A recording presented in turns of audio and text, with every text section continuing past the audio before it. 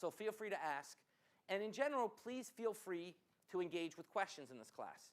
The other point of my teaching style is I talk way too fast. And the longer I go, there's a mathematical function, which is the longer I go without interruption, the faster I speak, until I just spin off. Okay? So basically, please ask questions. If anything's not clear or you just want to ask a question about some related tangent or whatever, please feel free to do so. You might think, how would that work in a class this big?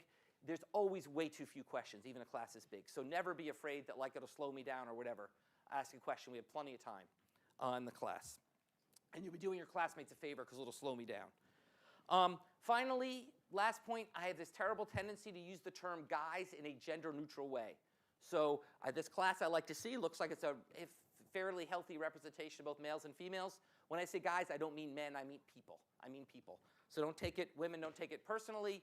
Guys means economic agents, it means people, it doesn't mean men. It's just a way, just a bad tendency. It drives my wife crazy, but I've decided better to just apologize up front than try to fix it throughout, which is impossible. Okay, so let's talk about what is microeconomics. Okay, so fundamentally, microeconomics, how many people took AP high school econ? Okay, how many people, for how many people was it taught really well? Okay, that's about right. That's why I did my high school online class. That's the answer I wanted to hear. Okay, so tell your friends still in high school who are taking high school econ, if your high school econ teacher isn't great, tell them to go on edX and take the class and help out your friends still in high school. Okay, so what is microeconomics?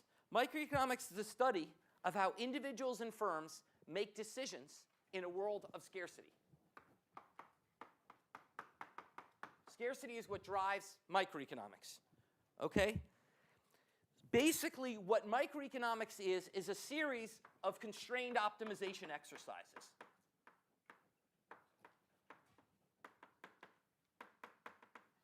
Where economic agents, be they firms or individuals, try to make themselves as well off as possible given their constraints.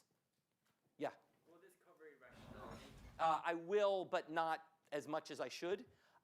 Essentially, we have another course in the department called 1413, Behavioral Economics, which gets into that much more. I will sprinkle it throughout, but not as much as I actually believe in it. In other words, the way to think about economics is it's best to sort of get the basics down before you start worrying about the deviations. Find it's better to climb the tree before you start going out in the branches. Okay, so basically, what this course is then about is it's about trade-offs. It's about how do you, given that you're constrained, how do you trade off things to make yourself as well off as possible? And behind this notion of trade-offs is going to be, I'll say about 100 times, this is the most important thing in the course, so just ignore that. But this is one of the most important things, I'll say one of the most important things in the course, is the notion of opportunity cost. Opportunity cost is a very important concept that we teach, sort of the first concept we teach, which is that every action or every inaction has a cost and that you could have been doing something else instead. Okay? So if you buy a shirt, you could have bought pants. If you sit at home and watch TV, you could have been out working. Everything you do has a next best alternative you could have done instead. And that is called the opportunity cost. Okay? And that's a critical concept in economics. And that is why, in some sense, we are referred to casually as the dismal science. Economics is referred to as the dismal science. First of all, I'm flattered we're considered a science. But we're called the dismal science because our whole point is that nothing is free. There's always a trade-off. There's always an opportunity cost. Anything you do, you could be doing something else instead. Okay? And your constrained optimization means you're going to have to pass up one thing to do another. Now, some may call it dismal, but as a former MIT undergraduate, I call it fun. And this is why I think MIT is the perfect place to be teaching economics. Because MIT engineering is all about constrained optimization. That's what engineering is. And economics is just it's just the principles you learn in engineering applied in different contexts. So if we think about the 2007 contest, that still exists with the robots? 2007? Yeah. Okay, the 2007 contest, those who know, is a contest where you're given a limited set of materials and you have to build a robot that does some tasks like pushing ping pong balls off a table or something like that. Okay? That's just constrained optimization. It's got nothing to do with economics, but it's constrained optimization. So just think of microeconomics as like engineering, but actually interesting. Okay? So think of microeconomics as engineering, but instead of building something to push a ping pong ball off tables, you actually build people's lives and businesses and understand the decisions that drive our economy. Okay? So it's the same principles that you could think of for your engineering classes, but applied to people's lives. And that's why, in fact, modern economics was born in this room, either this room or 26100. Okay? By Paul Samuelson in the 1940s and 50s, who wrote the fundamental textbook that gave birth to modern economics, because he was here and applied the kind of engineering principles of MIT to actually develop the field of modern economics. What we'll learn today was developed at MIT, so it's a great place to be learning it. Now, with that as background, okay, any questions about that? About what is microeconomics? Okay, with that as background, let's turn to the first model we'll talk about this semester, which is the supply and demand model.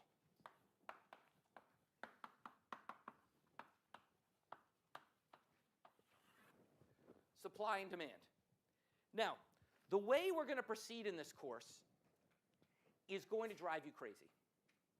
Because we're going to proceed by teaching as the very first question pointed out, by teaching very simplified models. Okay? We're going to essentially, what is a model? A model is technically a description between any two or more economic variables or any two or more variables. Okay? But unlike the models you use in all your other classes, these aren't laws, by and large. They're models. So we don't have a relationship between energy and mass, which we can write down, it's a law and we're done. We have models which are never 100% true, but always pretty true. Pretty being somewhere between 10 and 95% true. Okay?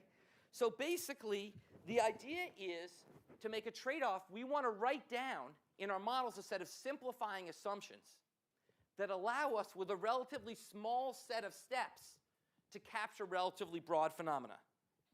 Okay? So there's essentially a trade-off. On the one hand, we'd like a model that captures as well as possible the phenomena in the real world, like E equals mc squared. But we want to do so in the most tractable possible way so that we can teach it from first principles and not, don't need an hour to teach every single insight we have. Okay? So basically, in economics, we tend to resolve that by erring on the side of tractability. That is why I can teach you the entire field of microeconomics, which is really sort of, macro is kind of a fun application. Micro is really economics. Okay, I can teach you the entire field of microeconomics in a semester because we're going to make a whole huge set of simplifying assumptions to make things tractable.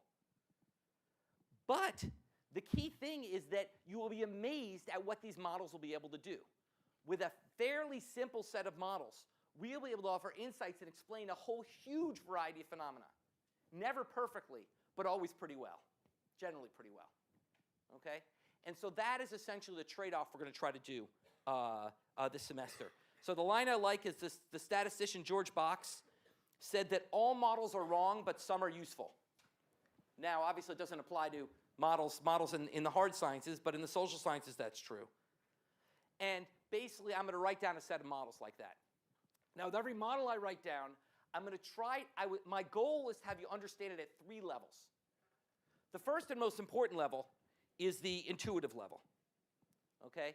The level which you sort of understand, I call it passing the mom test. You can go home and explain it to your mom at Thanksgiving or at the end of the semester. Okay? No offense to dads, just call it the mom test. Okay? So basically, that's the intuitive level. You really understand it in a way that you could explain it. The second is graphical. We are going to do, most of our models here will develop in a graphical framework, okay, using XY graphs, that will really, in economics, we think delivers a lot of shorthand power. And the third is mathematical. Okay, the mathematical is probably the least important, but it's the easiest to test you on. So we're going to need to know things mathematically as well. Okay? So let's start by considering the supply and demand model by using the famous example brought up by Adam Smith. Adam Smith is sort of considered the father of economics. If Paul Samuelson is the father of modern economics, Adam Smith is the father of all economics. His 1776 book, The Wealth of Nations, did an incredible job of actually laying out the entire core of the economics field. No math, just words, but kind of he just nailed it. And he started, one of his most famous examples was the water-diamond paradox. Okay? He said, think about water and diamonds. So start with water. Nothing is more important for life than water. It's the building block of all of life. Okay? Even when we look for life on other planets, we always start by looking for water. Now think of diamonds. One of the more frivolous things you can buy, certainly irrelevant to leading a successful or happy or productive life or any life. Okay? Yet, for most of us, water's free and diamonds are super expensive. Okay? How can this be, Adam Smith asked. Well, the answer he posed is that what I first described was just demand. That is, we demand lots of water. We demand fewer diamonds.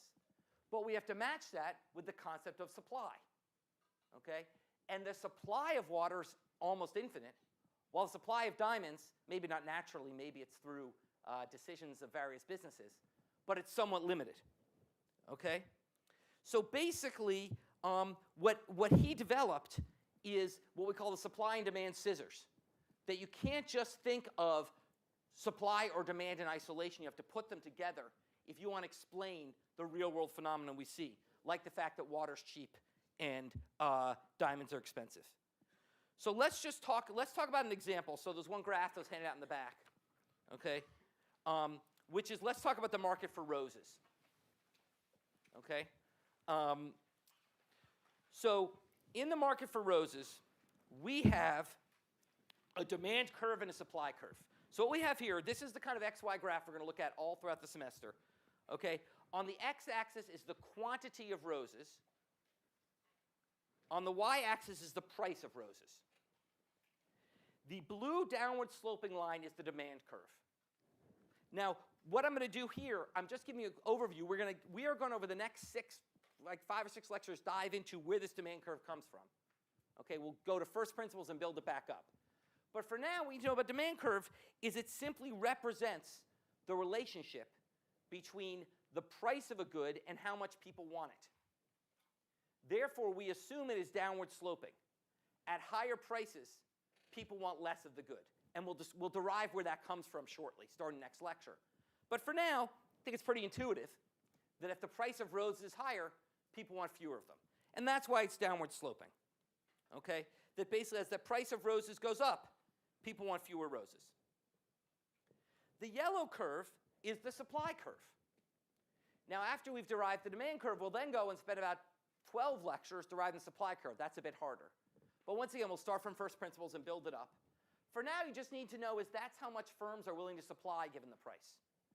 So basically, as the price goes up, firms want to produce more roses. Okay? The higher price means you make more money, so you want to produce more of them. This is a slightly less intuitive than demand, but we'll derive it and explain how it can be. But for now, just go with the basic intuition that if you're making something and you can sell it in the market for a higher price, you're going to want to make more of it. Okay? And that leads to the upward sloping supply curve. Where the points meet is the market equilibrium. Where supply and demand meets is the market equilibrium. Okay? That is the point where both consumers and producers are happy to make a transaction. Consumers are happy because they are on their demand curve is the point 600 is the point $3 and 600 roses. That is, they are willing to buy 600 roses at $3. Okay? Producers are happy because on their supply curve is the same point. They are willing to supply 600 roses at $3. That is the one point where consumers are happy and producers are happy. Therefore, it's the equilibrium. Highly non-technical, but that's the basic intuition. Okay? The point at which they're both willing to make that transaction, the point at which they're both satisfied with that transaction, is the equilibrium, which in this case is $3 per rose and 600 roses. Now, this raises lots of questions. Where do the curves come from? How does equilibrium get achieved? Why the heck do we give roses? These are a bunch of questions. We will come to all these questions over the next set of lectures. But the basic thing is to understand this intuition of Adam Smith's supply and demand model. Okay? Questions about that? Okay. Now, this model also raises another important distinction that we'll focus on this semester and is easy to get mixed up, So I want you to, if you're ever unclear, I want you to ask me about it. And that's the distinction between positive versus normative analyses. Positive versus normative. Positive analyses is the study of the way things are, while normative analyses is the study of the way things should be. Okay, positive analysis is the study of the way things are, while normative analysis is the study of the way things should be. Let me give you a great example, which is eBay auctions. Okay? Auctions are a terrific example. They're like the textbook example of a competitive market. You can see it in your head. Demand comes from a bunch of people going on and bidding. People who want it more bid more. So you actually get a demand curve. The higher the price, the fewer people you're getting to bid. Supply is how many units of it are for sale on eBay. You bid until those two meet, and then you have a market equilibrium at that bidded price. Okay? Now, one example of an eBay auction that got a lot of attention a number of years ago, early in the days of eBay, was someone offered their kidney for auction. They said, look, I got 2 kidneys, you only need 1 to live. There are people out there who need a kidney. I'm putting my kidney on eBay for auction. And what happened, bidding went nuts. It started at $25,000. It climbed to $5 million before the auction was shut down and eBay decided they wouldn't allow you to sell your body on eBay, bodily parts on eBay. Okay? So this raises 2 questions. The first is the positive question. Why did the price go so high? So what's the answer to that? What's the answer to the positive question? Somebody wants the kidney. Okay, good answer, but let's raise hands and give answers. That's part of it. Yeah. Low supply, high demand. Demand is incredibly high because I die without it. Supply is low because not a lot of us are willing to sell their kidneys on eBay. Okay? So low supply, high demand led to a high price. Adam Smith at work. That's the positive analysis. Okay? But this raises but then there's the normative question, which is, should you be allowed to sell your kidneys on eBay? That's the normative question. The positive question is, what happens if you do? The normative question is, should you? Now, the standard economics answer to start would be, of course you should. We're in a world where thousands of people die every year because there's a waiting list for a kidney transplant. Okay? And these are people who would happily pay a lot of money to stay alive, I presume. Okay? Meanwhile, there's hundreds of millions of people walking around with 2 kidneys who only need 1. And many of these people are poor, and lives could be changed by being paid $1 million for their kidney, and might be happy to take the risk that that 1 kidney will be fine, as it is for most everyone for most of their life, in return for having the life-changing payment from a stranger. So economists would say, look, here's a transaction that makes both parties better off. The person who gets the kidney gets to stay alive, and they are willing to pay a huge amount for that. The person who sells the kidney, in most probability, is fine, because almost all of us can make it through life fine with 1 kidney, and can get a life-changing amount of money that could allow them to pursue their dreams in various ways. Okay? So that's the standard argument, would be, yeah, you should be able to sell your kidneys on eBay. Okay? So the question is, why not? Why would we want to stop this transaction? What are the counter-arguments to that? Let's raise their hand. Yeah. Potentially, I think maybe the issue is because it was eBay, there's no way to regulate it, or you don't necessarily know people could be selling fake kidneys per se. Right. So the first type of problem comes out of the category we call market failures. Market failures are reasons why the market doesn't work in the wonderful way economists like to think it should. So, for example, this answer puts up, there could be the problem of fraud. Okay? People might not be able to tell if they're getting a legit kidney or not. Okay? There could be the example of imperfect information. Do you know what the odds are that you can spend the rest of your life with only 1 kidney? I don't either. Okay? We ought to know that before we start selling our kidneys. Okay? There could be imperfect information. Okay? These are the kinds of, this is one type of problem, which is the market may fail. Okay?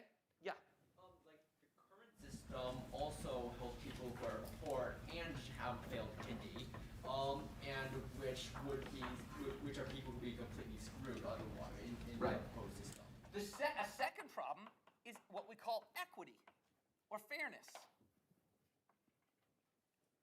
Equity or fairness, which is we would end up with a world where only rich people would get kidneys. Okay? Currently, there's a bunch of voluntary donors and people who are in accidents who have kidneys left over. Okay? And those go to people on the basis of where they are on a waiting list. It's actually a prioritized waiting list. It's kind of a cool, one of my colleagues, Nikhil Agarwal, if you think about, I'll talk a lot this semester about the imperialistic view of economics, all the cool things we can study. So he actually uses economic models to study the optimal way to allocate organs to individuals. Right now, it's just done based on a waiting list. Maybe that someone further down the waiting list needs it more than someone higher up the waiting list because they're more critical or whatever. So there's various optimal ways to allocate, but certainly the optimal way to allocate wouldn't be the rich guy gets it first. That would be unlikely to be what society would necessarily want. So there's an equity concern with that. What else? What other sorts? Yeah. Or like, since you know you can make money off of selling kidneys and you take advantage of people, and it's very bad for the black market for kidneys. Right. So there's sort of a third, it's related to fraud, but there's sort of a third class of failures that gets into the question about behavioral economics that was raised earlier, which we can just call behavioral failure, just call behavioral economics for want of a better term, which is essentially people don't always make decisions in the perfectly rational, logical way we will model them as doing so this semester. People make mistakes. That's a word we hate using in economics. We hate saying mistakes. Ooh, boo, mistakes. Nobody makes mistakes. We're all perfect little economic beings. But we know that's not true. Increasingly, over the past several decades, economists have started incorporating insights from psychology into our models. To not just say people make mistakes, that's a little lackadaisical, but to rigorously model the nature of those mistakes and understand how mistakes can actually happen due to various cognitive biases and other things. In this world, you can imagine people could make mistakes. They could not really sit down and quite understand what they're doing, and they could end up selling their kidney when it's really not in their own long-term interest. Yeah? Example would be like if there's like a family that's like in extreme poverty, like even though they only have one kidney, they might sell the other one just to get more money for the family per se. Well, I mean, in some sense, that would be, once again, if we took this factor out, if the market works well, it's no behavioral effects, we'd say, well, you know what, that's their decision. You know, otherwise they starve, who are you to say? Okay? But once you introduce this, say, well, wait a second, maybe they're not evaluating the trade-offs correctly. Even if there's no fraud, even if there's perfect information, they may not know how to process that information correctly. Okay? But that is not standard economics. That's not what we'll spend a lot of time on this semester, but it's obviously realistic. Okay? So those are a bunch of good comments, great comments. And that, yeah. Also an inelastic demand, such that people will always need kidneys for. That won't turn out to be a problem. That doesn't turn out to be a problem. Okay, we'll come back. That's a great comeback. Then we talk about the shape of demand curves. If you want to return to that question in a few lectures, but that doesn't actually cause a problem. It's just that's more of a positive thing about why the price is so high. But it's not a normative issue about whether you should allow it or not. Okay? So basically, these are exactly, this isn't, to me, honestly, I spend my life thinking a lot about these things. I think these are really interesting issues.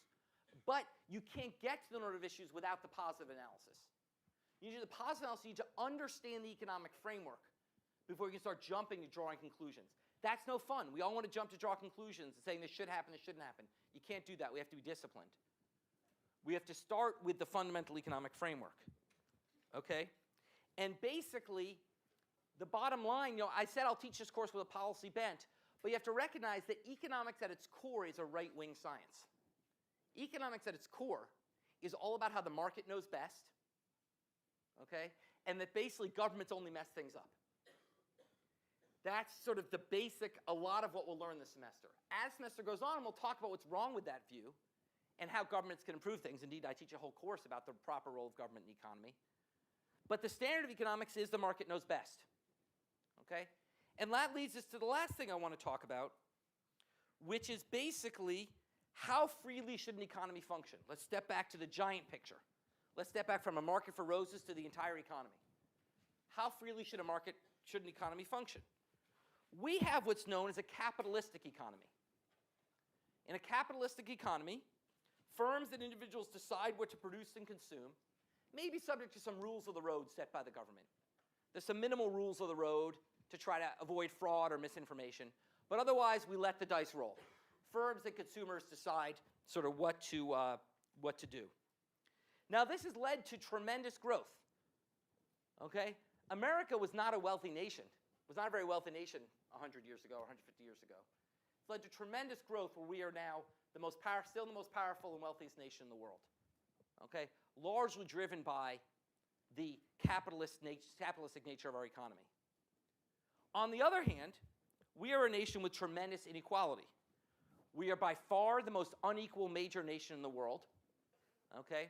The top 1% of Americans has a much higher share of our income than in any other large country in the world, any other large developed country in the world. The bottom 99% has less of our income corresponding than anywhere else. So it's led to major inequality.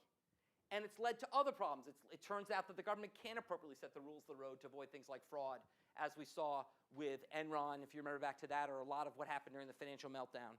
It turns out it's hard to get people perfect information, et cetera. So we've seen the problems. We've grown very wealthy as a nation. But we've introduced a whole set of problems through this system. Now, the other extreme is what's called the command economy. Rather than a capitalist economy, is what's called a command economy. Okay? In this case, the government makes all the production and consumption decisions. The government doesn't set the rules of the road. The government owns the road. The government says we're going to produce this many cars this year, okay, and people can get them in some way. It could be a lottery, it could be waiting in line, however we decide to allocate them. We're not going to let the market allocate them. We, the government, will allocate them. We'll allocate how many get produced and who gets them. Okay, and this was the model of the Soviet Union that I grew up with. Okay, this was the pre-1989 Soviet Union. Okay, the government decided how many shirts, cars, TVs, I mean, it's sort of bizarre to think about. Literally everything, the government decided how much to produce. And by and large, the government decided who got it, partly through corruption. That is, the party leaders got it first, and often just through waiting in line for the remaining application. Now, in theory, this ensured equity by making sure that everybody had a shot at things. In practice, it didn't work well at all, and actually was what dragged down the collapse of the old Soviet economy, was that the command model simply doesn't work. Partly, there's just too many opportunities for corruption. When the government controls everything, that means there's no checks and balances on the opportunity for enormous corruption. The capitalist economy puts some natural checks and balances on that. And partly because it turns out that it's hard to control human nature. And Adam Smith had it right. Adam Smith talks about the invisible hand of the capitalist economy.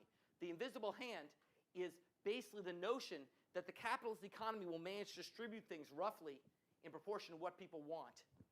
Okay? And that's where folks want to be. Folks who want a certain kind of car are going to want to get to that kind of car. And if the government has it wrong, they're going to get upset, and it's going to lead to a less functional economy. Okay? So basically, Adam Smith's view is that the invisible hand view is that consumers and firms serving their own best interest will do what is best for society. Okay? So the fundamental core of the capitalistic view is the consumers and firms serving their own best interest will do what ends up being best for society. And that's essentially the model we'll learn to start in this course. Yeah? In that definition, are we defining best for society as in, everybody has the most money, or everyone has the best health or the best standard of living? What is best for society? Great question. We're going to spend a lot of the semester talking about that. For now, we're going to define best for society as the most stuff gets produced and consumed. Okay, that's how we're going to define it. Obviously, you raised a set of issues about what about pollution, what about health, etc. We're going to come to those. But for the first 2/3 of the course, best for society means what we're going to call maximum surplus, which is the most stuff gets produced that people value. Okay? So that's how we're going to do it. And in his view, the invisible hand does that. And by and large, by and large, it's a very helpful framework to turn to, okay? However, it leads to outcomes can lead to outcomes that are not very fair. So the way we're going to proceed in this course is we're going to start by talking about how Adam Smith's magic works. How does the magic happen? How does individuals and firms acting in their own self-interest, without caring about anybody else, end up yielding the largest possible productive economy? Okay? How does that happen? Okay? And we're going to talk about that. We'll start with demand, which is how do consumers decide what they want given their resources. We'll talk about the principle of utility maximization, the idea that I have a utility function that I can mathematically write down what I want. I'll have a budget constraint, which is the resource I have, and then we'll do constrained optimization. We'll say, given what I want and the resource I have, what decisions do I make? Boom, we get the demand curve. Then we'll turn to supply, and we'll talk about how do firms decide what to produce. That's much more complicated because firms have to decide what inputs to use and what outputs to produce. And we'll talk about how firms can operate in very different markets. There's a competitive market that Adam Smith envisioned, but that doesn't always work. Sometimes we get monopoly markets, okay, where one firm dominates, and you can actually have outcomes which aren't the best possible outcome, even with the invisible hand. Okay, so we'll talk about different kinds of markets. Then we'll put it together to get market equilibrium and talk about sort of Smith's principles. And then from there, we'll talk about how it breaks down in reality, different changes in reality, how there are various market failures that can get in the way, why we have to care about equity and what implications that has, about behavioral economics, about a set of other factors. Okay? So that's basically how we're going to proceed this semester. As I said, the lectures are important, but the recitations are as well. Once we're sort of in steady state, the recitation will be about half new material and half working through problems to help you prepare for the next problem set. So the way the problem sets are going to work is the problem set that's assigned will cover material that's taught up to that date. So for example, problem set 1 is going to be assigned next Friday. That will cover everything you've learned up through next Wednesday. Okay? Therefore, in section on next Friday, we'll do a practice problem, which you should understand because it'll cover things we've taught in class and help prepare you for the problem set. And we'll do that every week. That's about half the sections. The other half of the section will be new material. Okay? This Friday, the section on Friday is all new material. What we're doing Friday is cover the mathematics. I don't like doing math. I always get it wrong. Okay? So I leave math for the TAs who are smarter than I am. Okay? So this Friday, we're doing the mathematics of supply and demand and how you take the intuition here and the simple graphics and actually turn it into mathematical representations, which is what you need for the problem sets. That this Friday, then we'll come back on Monday and start talking about what's underneath the demand curve. All right? Any other questions? Okay, I'll see you on Monday.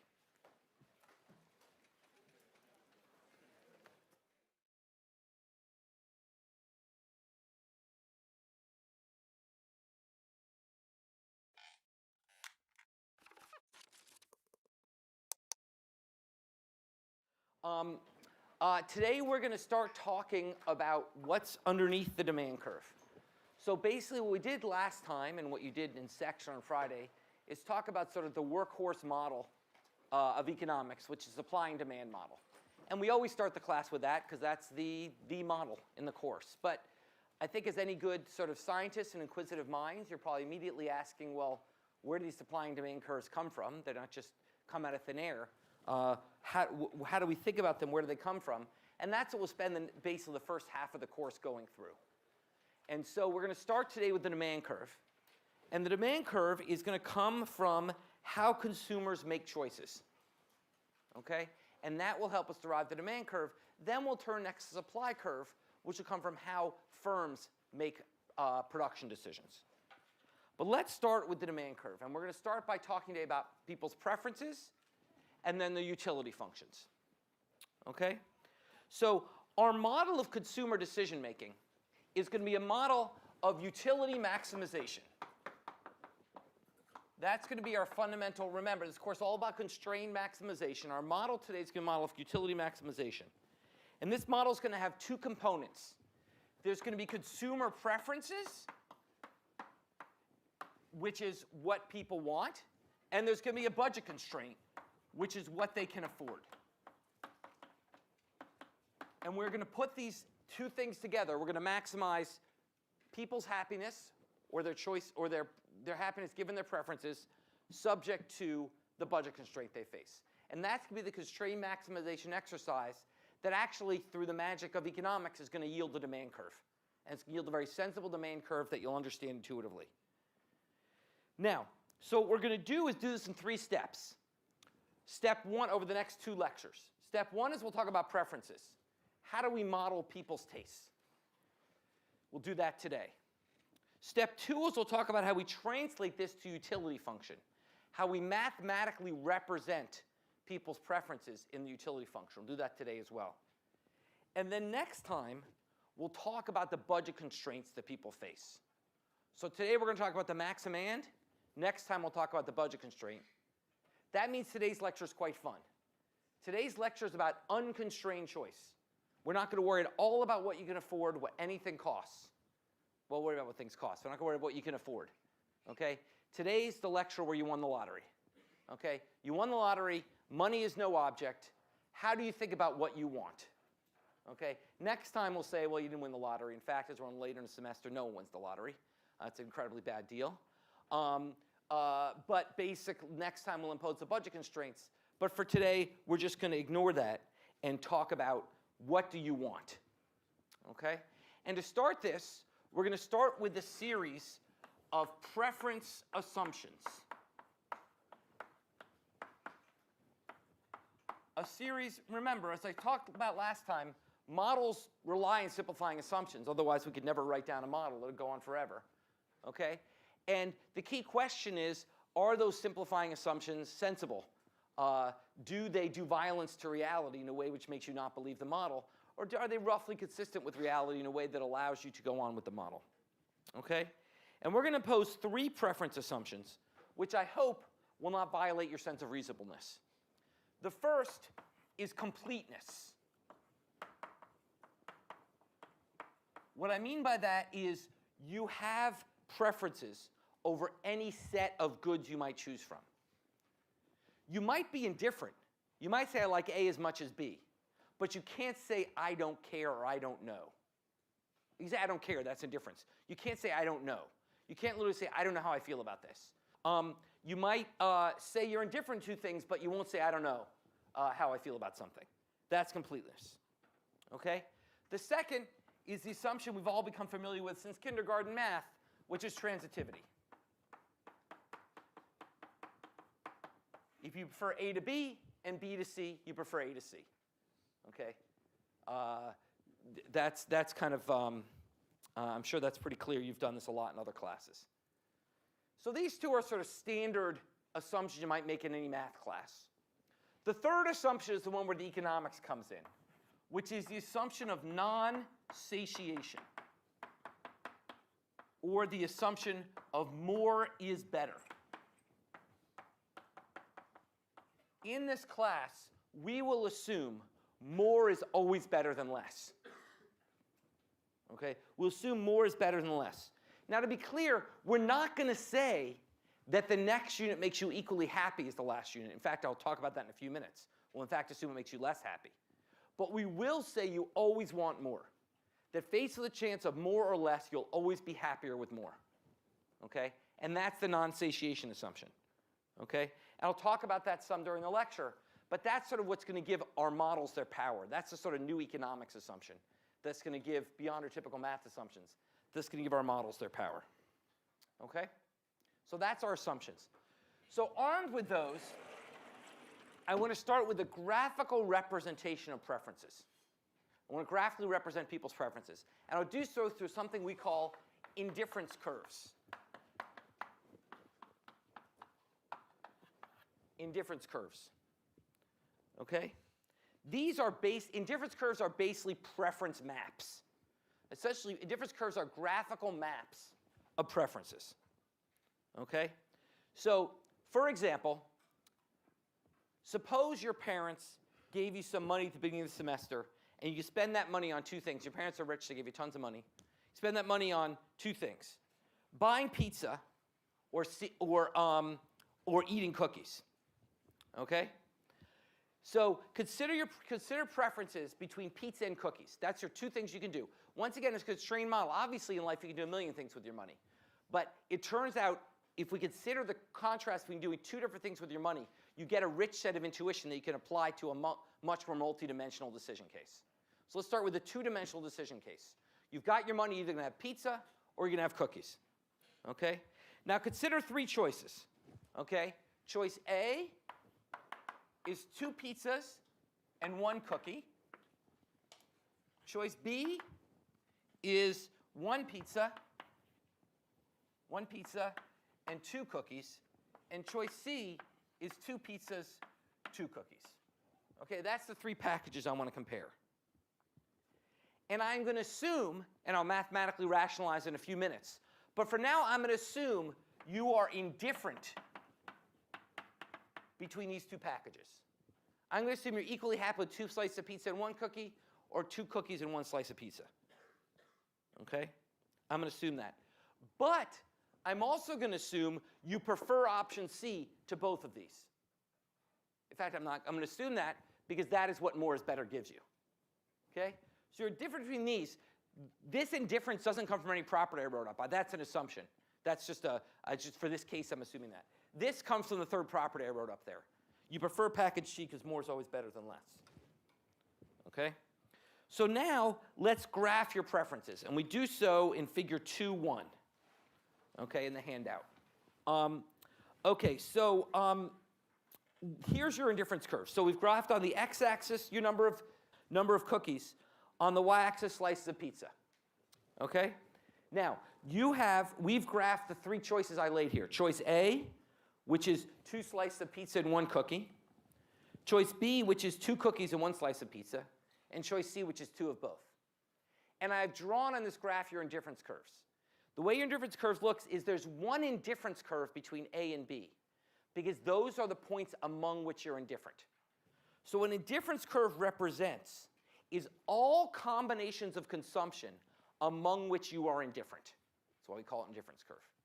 So a difference curve, which will be sort of one of the big workhorses of this course, a difference curve represents all combinations along which you are indifferent. You are indifferent between A and B, therefore they lie on the same curve. Okay? So that's sort of our preference map, our indifference curves. And these indifference curves are going to have 4 properties. 4 properties that you have to, that follow naturally from this. It's really 3.5. The third and fourth are really pretty much the same, but I like to write them out as 4. 4 properties that follow from these underlying assumptions. Property 1 is consumers prefer higher indifference curves. Consumers prefer higher indifference curves. Okay? And that just follows from more is better. That is, an indifference curve that's higher goes through a package that has at least as much of one thing and more of the other thing. Therefore, you prefer it. Okay? So as indifference curves shift out, people are happier. Okay? So on that higher indifference curve, point C, you are happier than points A and B because more is better. Okay? The second is that indifference curves never cross. Indifference curves never cross. Okay, actually, that's third, actually. I want to come to that in order. Third is indifference curves. Second is indifference curves are downward sloping. Second is indifference curves are downward sloping. Okay, indifference curves are downward sloping. Let's talk about that first. Okay? That simply comes from the principle of non-satiation. So look at figure 2.2. Here's an upward sloping indifference curve. Okay? Why does that violate the principle of non-satiation? Why does that violate that? Yeah. Well, either you're somehow less happy if you have more cookies, or you're less happy if you have more pizza. Yeah. And that violates non-satiation. Exactly. So basically, you're indifferent. On this curve, you're indifferent between 1 of each and 2 of each. You can't be indifferent. 2 of each has got to be better than 1 of each. So an upward sloping indifference curve would violate non-satiation. So that's the second property of indifference curve. The third property of indifference curve is indifference curves never cross. Okay?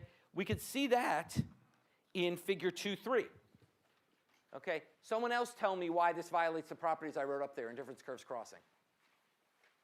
Yeah. What's that? Because of B and C, B is strictly better. That's right. But they're also both on the same curve as A. So you're saying you're indifferent with A for both B and C, but you can't be because B is strictly better than C. So it violates transitivity. Okay? So the problem with crossing indifference curves, they violate transitivity. And then finally, the fourth is sort of a cute extra assumption, but I think it's important to clarify, which is that there is only one indifference curve through every possible consumption bundle. Only one IC through every bundle. Okay? You can't have two indifference curves going through the same bundle. Okay? And that's because of completeness. If you have two indifference curves going through the same bundle, you wouldn't know how you felt.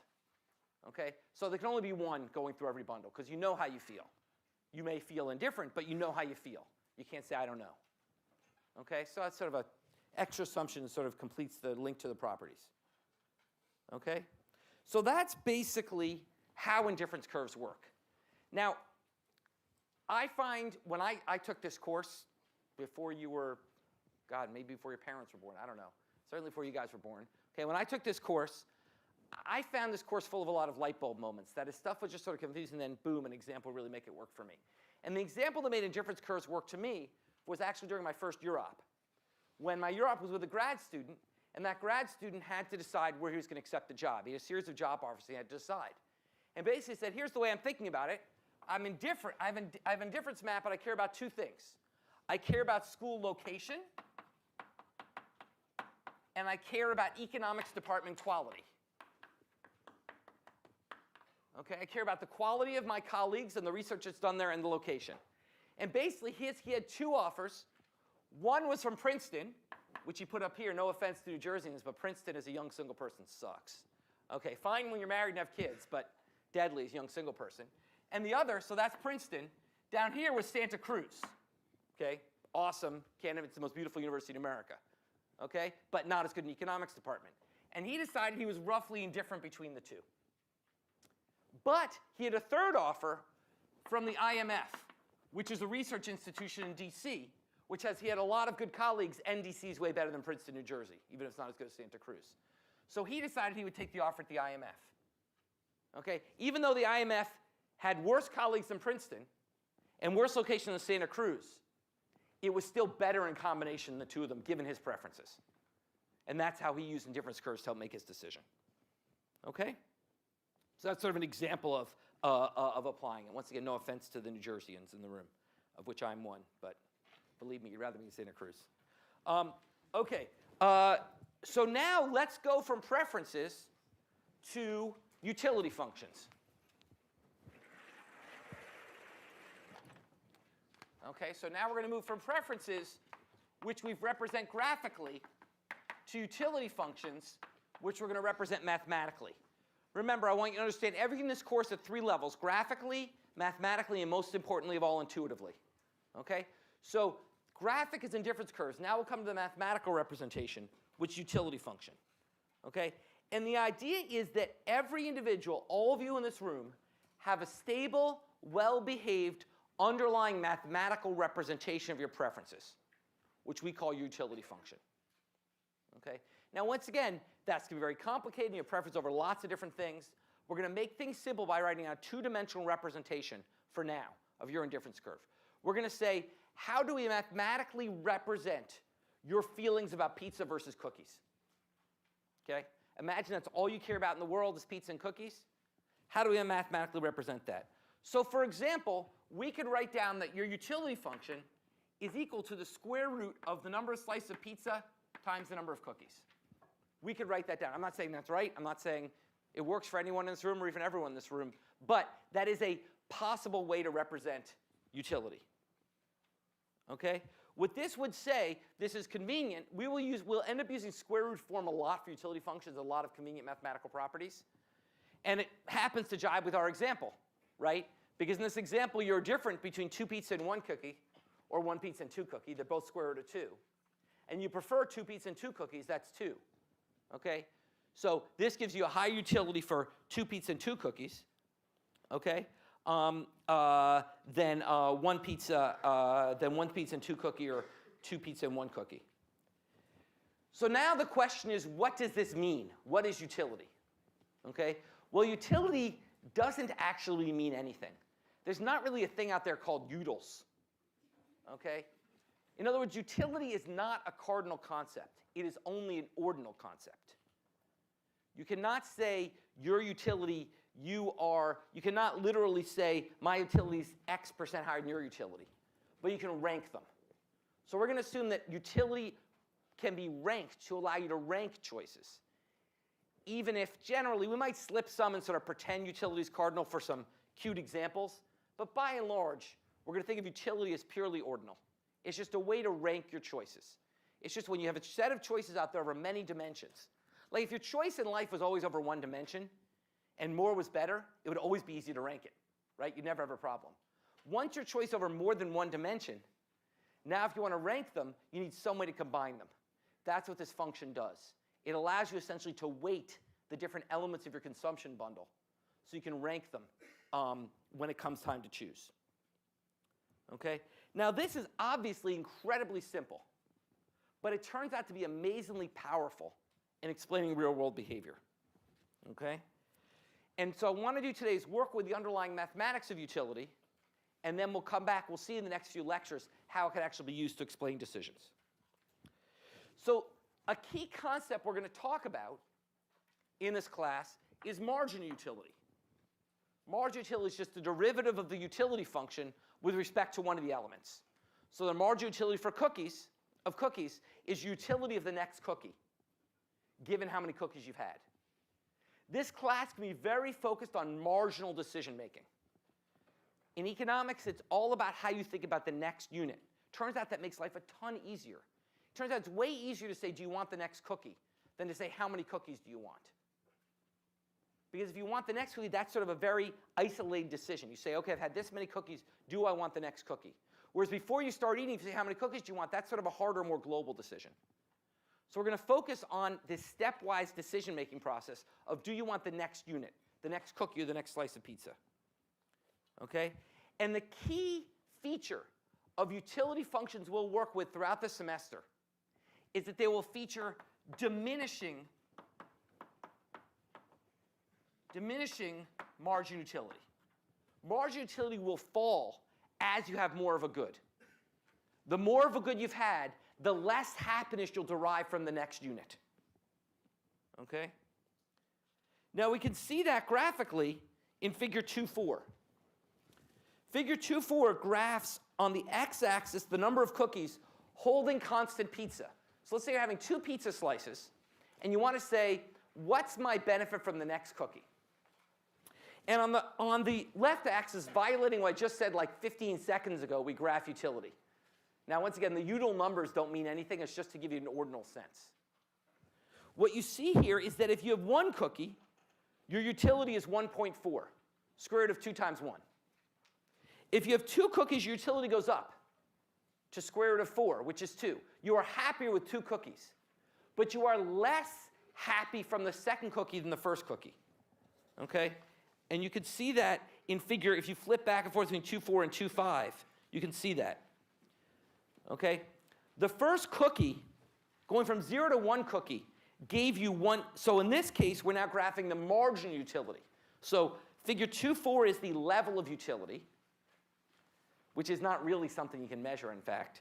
Figure 2.5 is something you can measure, which is marginal utility. What's your happiness? And we'll talk about measuring this from the next cookie. You see, the first cookie gives you a utility increment of 1.4. Okay? You go from utility of 0 to utility of 1.4. The next cookie gives you utility increment of 0.59. Okay, you go from utility of 1.41 to utility of 2. The next cookie gives you utility increment of 0.45, the square root of 3. So now we flip back to the previous page.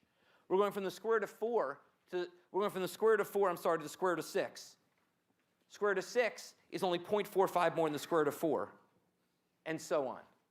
So each additional cookie makes you less and less happy. It makes you happier. It has to, because more is better. But it makes you less and less happy.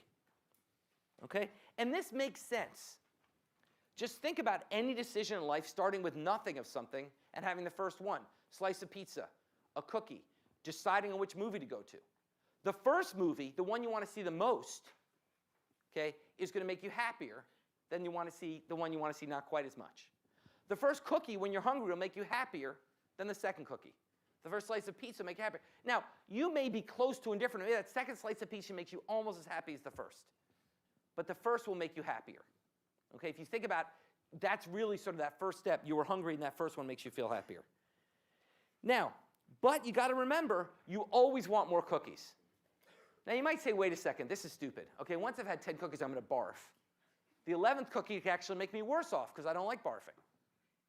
But in economics, we have to remember, you don't have to eat the 11th cookie. You could give it away.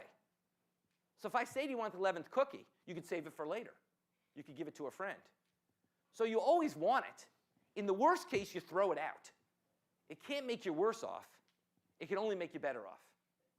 And that's where sort of more is better assumption comes from. Obviously, in the limit, you know, if you get 1 million cookies, your garbage can gets full, you have no friends to give them to. I understand the limit, these things fall apart. Okay? But that's the basic idea of more is better and the basic idea of diminishing margin utility. Okay, any questions about that? Yeah? Utility function can never be negative because we have, well, utility, once again, utility is not an ordinal concept. You can set up utility functions such that the number is negative. You can set that up. Okay, the margin utility is always positive. You always get some benefit from the next unit. Utility, once again, the measurement's irrelevant. So it can be negative. You could set it up. I could write my utility function like this, you know, something like that. So it could be negative. That's just a sort of scaling factor. But marginal utility is always positive. You're always happier, or it's non-negative. You're always happier, or at least indifferent to getting the next unit. Yeah? So when you're looking at 2.5, if you get like a fraction of a cookie, is the marginal utility still going to go up? I'm sorry, figure 2.5, no, the margin utility will continue to go down. Each fraction of a cookie, the margin utility is always diminishing. So if you start with 0 cookies and you get half a cookie based on this graph? Well, it's really hard to do it from 0. That's really tricky. It's sort of much easier to start from 1. So corner solutions, we'll talk a lot about corner solutions in this class. They get ugly. Think of it starting from 1. Starting from that first cookie, every fraction of a cookie makes you happier, but less and less happy with each fraction. Good question. All right? Good questions. All right. So now, let's flip back from the math to the graphics and talk about where indifference curves come from. I just drew them out.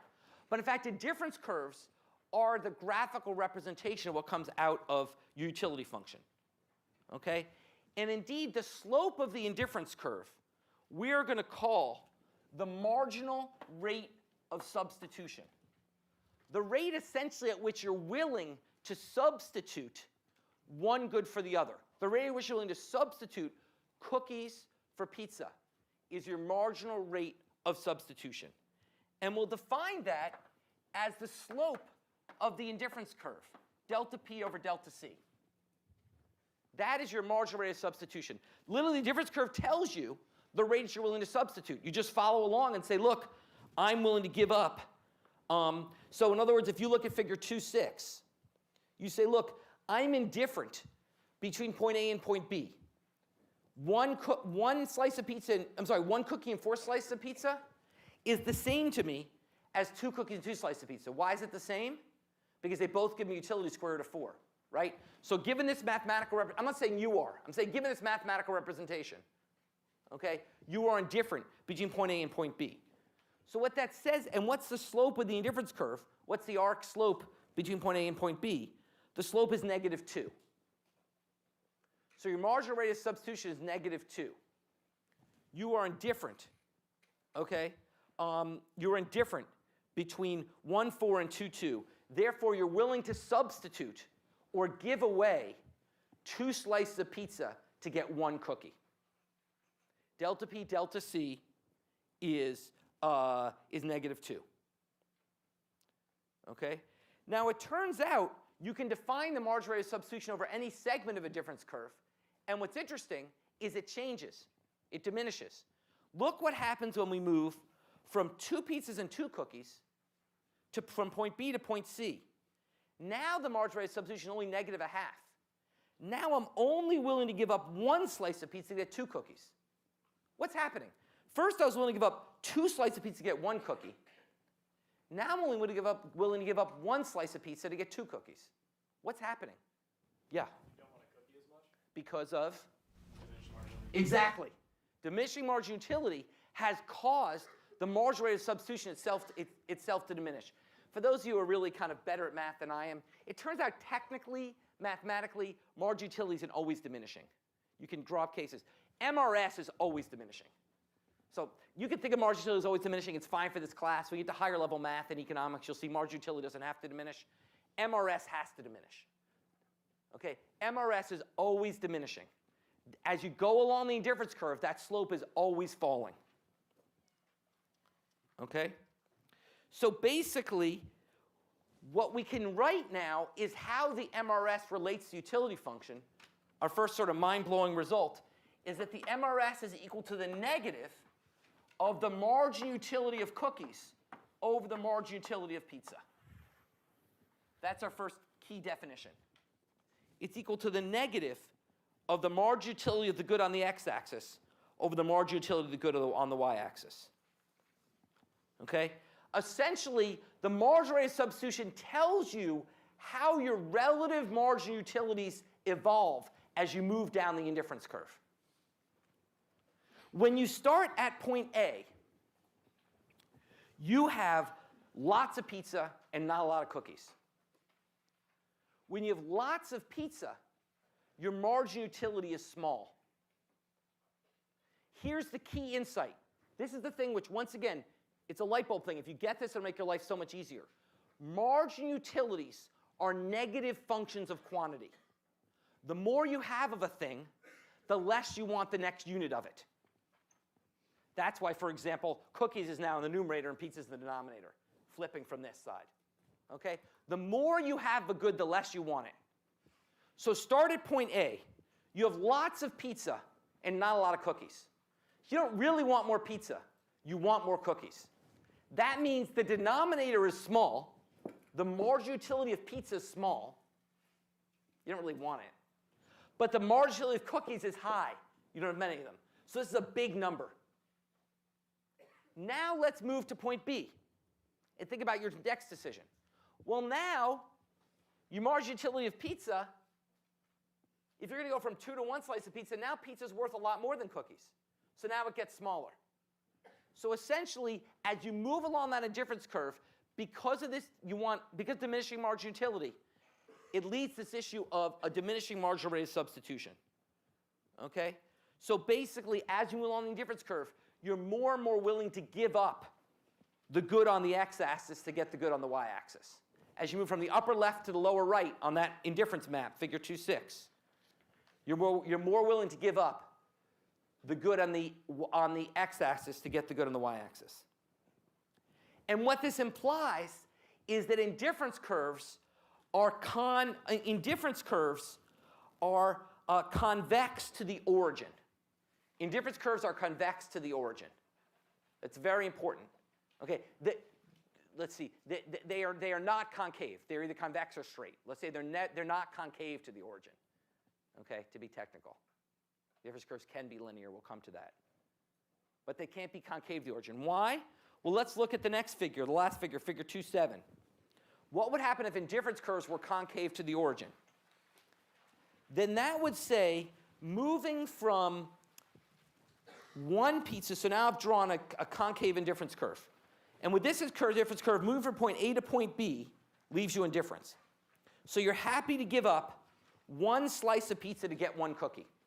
Starting with 4 slices of pizza and 1 cookie, you are happy to give up 1 slice of pizza to get 1 cookie. Now, starting from 2 and 3, you're now willing to give up 2 slices of pizza to get 1 cookie. What does that violate? Why does that not make sense? Yeah. Law of diminishing marginal returns. Yeah, law of diminishing marginal utility. Here, you were happy to have 1 slice of pizza to get 1 cookie. Now you only have 2 slices of pizza to get 1 cookie, even though you have less pizza and more cookies. That can't be right. As you have less pizza and more cookies, pizza should become more valuable, not less valuable. And cookies should become less valuable, not more valuable. So a concave to the origin indifference curve would violate the principle of diminishing marginal utility and diminishing marginal rate of substitution. Okay? Yeah? What if like some like trading cards? Okay. Like you see, and like, I mean, as you get more trading cards, you'll have your more you want to set. That's very interesting. So in some sense, what that is saying is that your utility function is really over sets. You're saying utility function isn't over trading cards. It's over sets. So basically, that's what's sort of, what's sort of a bit, our models are flexible. One way is to say they're loose. Another way is to say they're flexible. So but one of the challenges you'll face on this course is thinking about what is the decision set over which I'm writing my utility function. You're saying it's sets, not trading cards. So that's why it happens. Okay? Other questions? Good question. Yeah, in the back. What about like addictive things where like the more you have of it, the more you want to buy? Yeah, that's a really, really interesting question. I spent a lot of my research life, actually, I did a lot of research for a number of years on thinking about how you properly model addictive decisions like smoking. And addictive decisions like smoking, essentially, it really is that your utility function itself shifts as you get more addictive. It's not that your marginal utility, the next cigarette's still worth less than the first cigarette. It's just that as you get more addicted, that first cigarette gets worth more and more to you. So when you wake up in the morning feeling crappy, that first cigarette still does more for you than the second cigarette. It's just the next day you wake up feeling crappier. Okay? So we model addiction as something where essentially each day cigarettes do less and less for you. You get essentially adjusted to you get habituated to higher levels. And this is why, I do a lot of work, this is why, unfortunately, we saw last year the highest number of deaths from accidental overdose in U.S. history. 72,000 people died from drug overdoses last year, more than ever died in traffic accidents in our nation's history. Okay? Why? Because people get habituated to certain levels. And they get habituated to certain levels. So people get hooked on OxyContin. They get habituated at a certain level. They maybe switch to heroin, and they're habituated at a certain level. And now there's this thing called fentanyl, which is a synthetic opioid brought over from China, which is incredibly powerful. And dealers are mixing the fentanyl in with the heroin. And the people shoot up not realizing, at their habituated level, not realizing they have this dangerous substance, and they overdose and die. And that's because they've gotten habituated to high levels. They don't realize they're getting a different product. So it's not about not diminishing marginal utility. It's about underlying different products. All right? Other questions? Sorry for that depressing note, but it's important to be thinking about it. That's why, once again, we're the dismal science. We have to think about these things.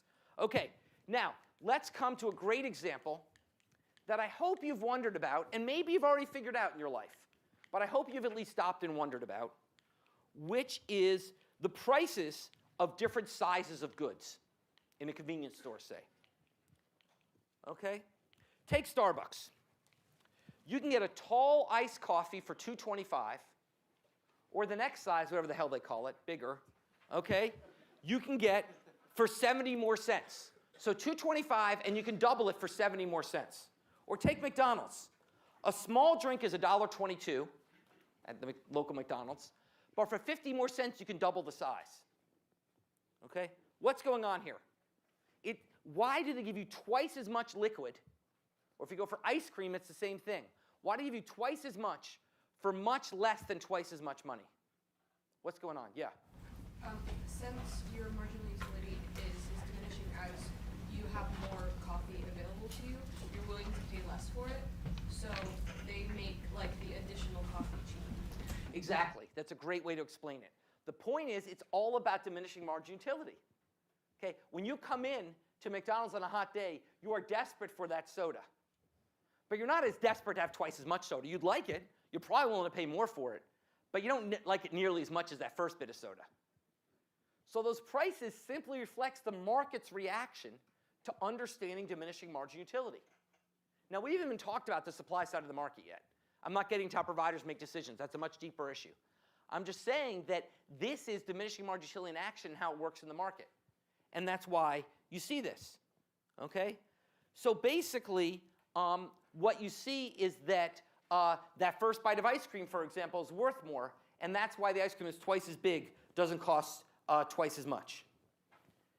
Now, so basically, what this means is, if you think about our demand and supply model, on a hot day, or any day, the demand for the first 16 ounces is higher than the demand for the second 16 ounces. But the cost of producing each 16 ounces is the same. So let's think about this. It's always risky when I try to draw a graph on the board, but let's bear with me. Okay? So let's think about this in a simple supply and demand model. You have this supply function for soda, and let's assume it's roughly flat. Okay, let's assume sort of the cost the firm produces each, within some range, the firm basically every incremental 16 ounces costs them the same. So that's sort of their supply curve. Okay? And then you have some demand curve. Okay? You have some demand curve which is downward sloping. Okay? And they set some price. And this is the demand for 16 ounces.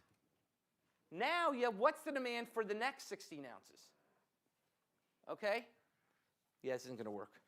We have to have an upward sloping supply curve. Sorry about that. We have a slightly upward sloping supply curve. Okay? Now we have the demand for the next. So here's your price. Here's your $1.22. Okay? Now you say, well, what's my demand when I sell 32 ounces? Well, it turns out demand doesn't shift out twice as much. It just shifts out a little bit more.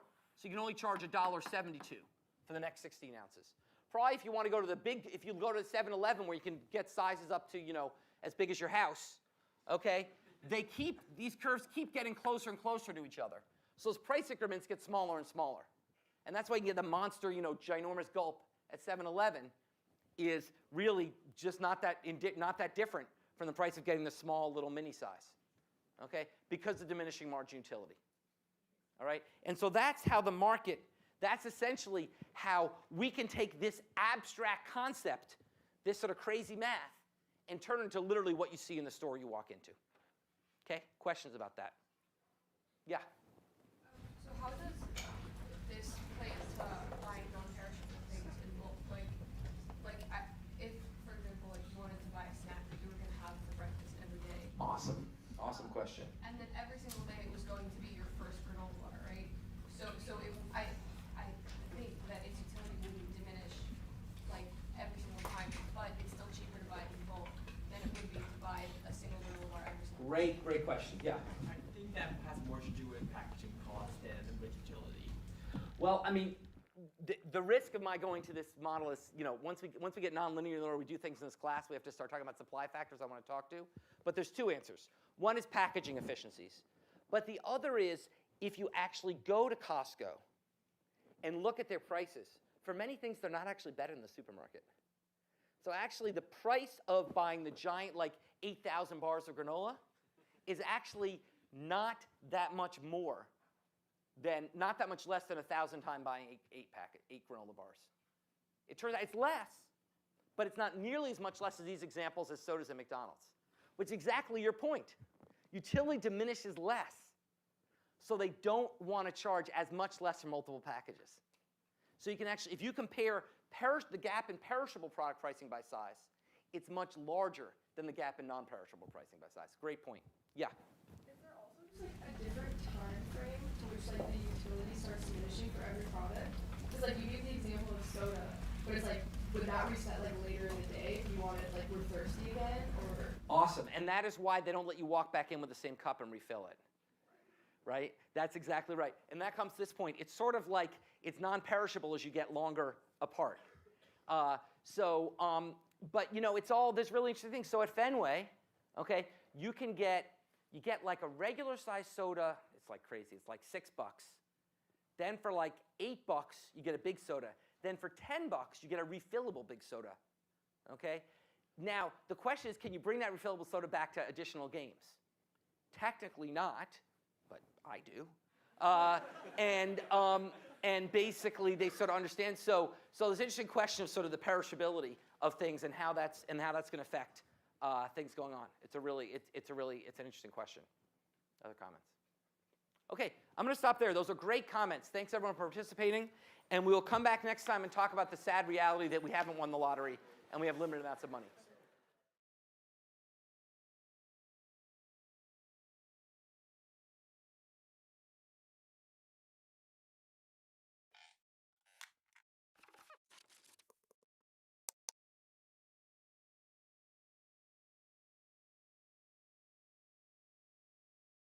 Today we're going to continue our discussion of consumer choice, and we're going to talk now about what happens when we take that unconstrained choice we talked about on Monday and impose budget constraints.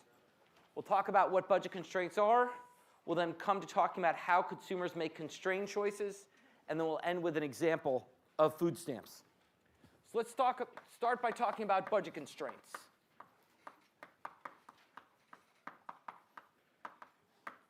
And we'll start by talking about their construction. The construction of budget constraints. So basically, last time we talked about the fundamental axiom of consumer choice that more is better. So what stops people from just binging on everything? It's their budget constraint. It's their limited resources. Now, for most of this course, we're going to make a simplifying assumption that your budget, that is what you spend, equals your income. That is what you earn. Okay? That is, there won't be any savings or borrowing. Okay? Now, that is a simplifying assumption, and indeed we'll spend a couple lectures at the end of the semester talking about what happens when people can save or borrow. That said, this is not a terrible description of most Americans. The median American household has $400 in the bank. So this is not kind of a terrible description of the way most people live their lives in America, which is what they earn each week is what they spend each week. So that's what we'll do. It also might not be sort of a terrible description of your life. I presume in college you're not doing a lot of savings. You maybe do a little borrowing, but not a lot of savings or borrowing. So what we're going to do is we're going to assume that's true for you as well. We're going to assume your parents have given you some amount of money to spend. We'll call it Y. Your income, Y, is the amount of money your parents have given you to spend for, say, the semester or the month. And once again, let's say all you spend your money on is pizza and cookies. Okay, that's all you want to spend your money on. We write the budget constraint as saying that your resources, your income Y, can be spent on either pizza or cookies. And the constraint is that you could spend it, that a budget has to be divided between pizza, where there's the price per slice of pizza times the number of slices of pizza, or cookies, we have the price per cookie times the number of cookies. So P sub P is the price per slice of pizza. P sub C is the price per cookie. P is the number of pizzas, and C is the number of cookies. That's your budget constraint. You can essentially devote your income to some combination of pizza and cookies, but you have to consider how much they actually cost in doing that. I find this easier to see graphically, so let's turn to figure 3.1. Figure 3.1 shows a budget constraint. So how's a budget constraint look? Well, the x-axis, because it's a downward sloping line, PC over PP. That is, every extra cookie that you buy, holding your income constant, lowers the amount of pizza you can have by P sub P. Okay? So let's consider an example. Suppose that Y is $96, that the price of pizza, this expensive pizza place, is $12, and the price of a cookie is $6. Okay? $12 for pizza. This is like downtown San Francisco or New York. $96 income, $12 for a slice of pizza, $6 for a cookie. Okay? I'm sorry, we're going to make Y 72, my bad. It's Y 72. Your income is $72. Okay? And you can spend it on pizza and cookies, and those are the prices. Now, what that means is if you wanted just pizza, you can get 6 pizzas. If you wanted just cookies, you can get 12 cookies. And generally, the rate at which you can trade off pizza for cookies is -0.5. Okay? That is, every additional cookie would require giving up half a slice of pizza. Okay? Every additional cookie requires giving half a slice of pizza. That's why the slope would be -0.5. Okay? So basically, we're going to call the slope of the budget constraint, the slope, we're going to call the marginal rate of transformation, the MRT. Last time we had the MRS, the marginal rate of substitution. Now we're going to have the MRT, the marginal rate of transformation, which is equal to minus PC over PP, or the slope of the budget constraint. Okay? That is the marginal rate of transformation. Now, this class is not alchemy. We are not literally transforming pizza into cookies. That would be kind of cool, but we're not doing that. That's somewhere else at MIT. Okay? But if effectively doing the same thing, what we're doing is, given that we have a fixed amount of money, and given that we're going to spend it all, the more you spend on pizza, the less you spend on cookies. So you're effectively transforming pizza into cookies and vice versa. Because you're going to spend all your money. You got to spend it on something. So the more you spend on one, the less you get of another. So through the budget constraint, we are effectively transforming one good to the other. By having more of one, we're getting less of the other.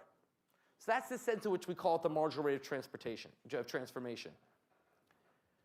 So basically, this comes back to the key concept we talked about in the very first lecture, opportunity cost. The opportunity cost of a slice of pizza is 2 cookies. Remember, opportunity cost is the value of the next best alternative. Okay, the opportunity cost is the value of the next best alternative. Well, here you only have 2 alternatives, pizza and cookies. So the opportunity cost of a slice of pizza is 2 cookies. And that's the sense in which you're transforming pizza into cookies or cookies into pizza. Okay? Now, this seems kind of abstract, but let's actually think of an organization which has taken this principle to heart to develop the best method of weight loss in America, which is Weight Watchers.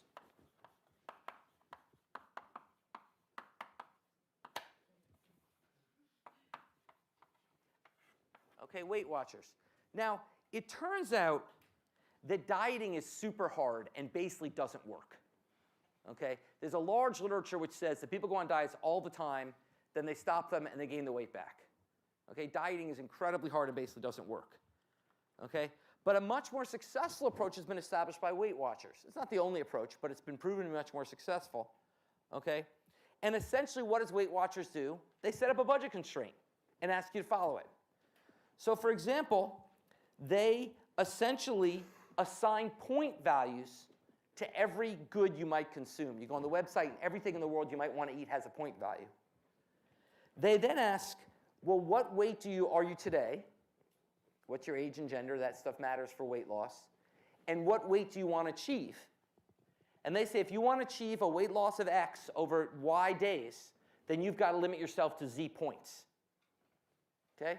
So essentially, your goal is to lose weight, so we're going to give you the budget constraint. We're not going to tell you what to eat. That's why it's better than dieting.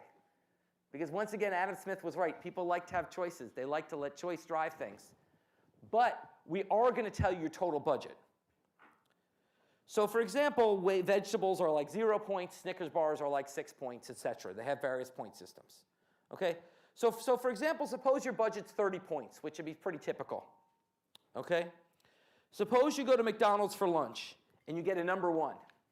The number 1 at McDonald's is a Big Mac, which has 14 points, fries, which have 10 points, and a Coke, which has 6 points. That's 30 points, and it's only lunch. Okay? You've blown your whole budget for the day on lunch. Now, you could just get depressed and say, screw it, I'll just be fat. But clearly, looking around the room, you guys have not made that choice. Or you could look at the budget constraint and say, well, what else can I get?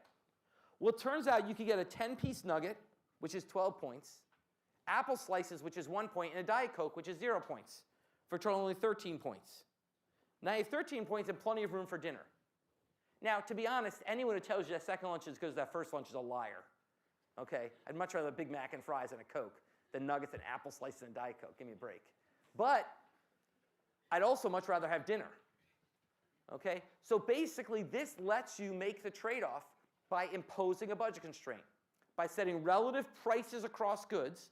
The points are like utils. They're not meaningful. They're only meaningful relatively.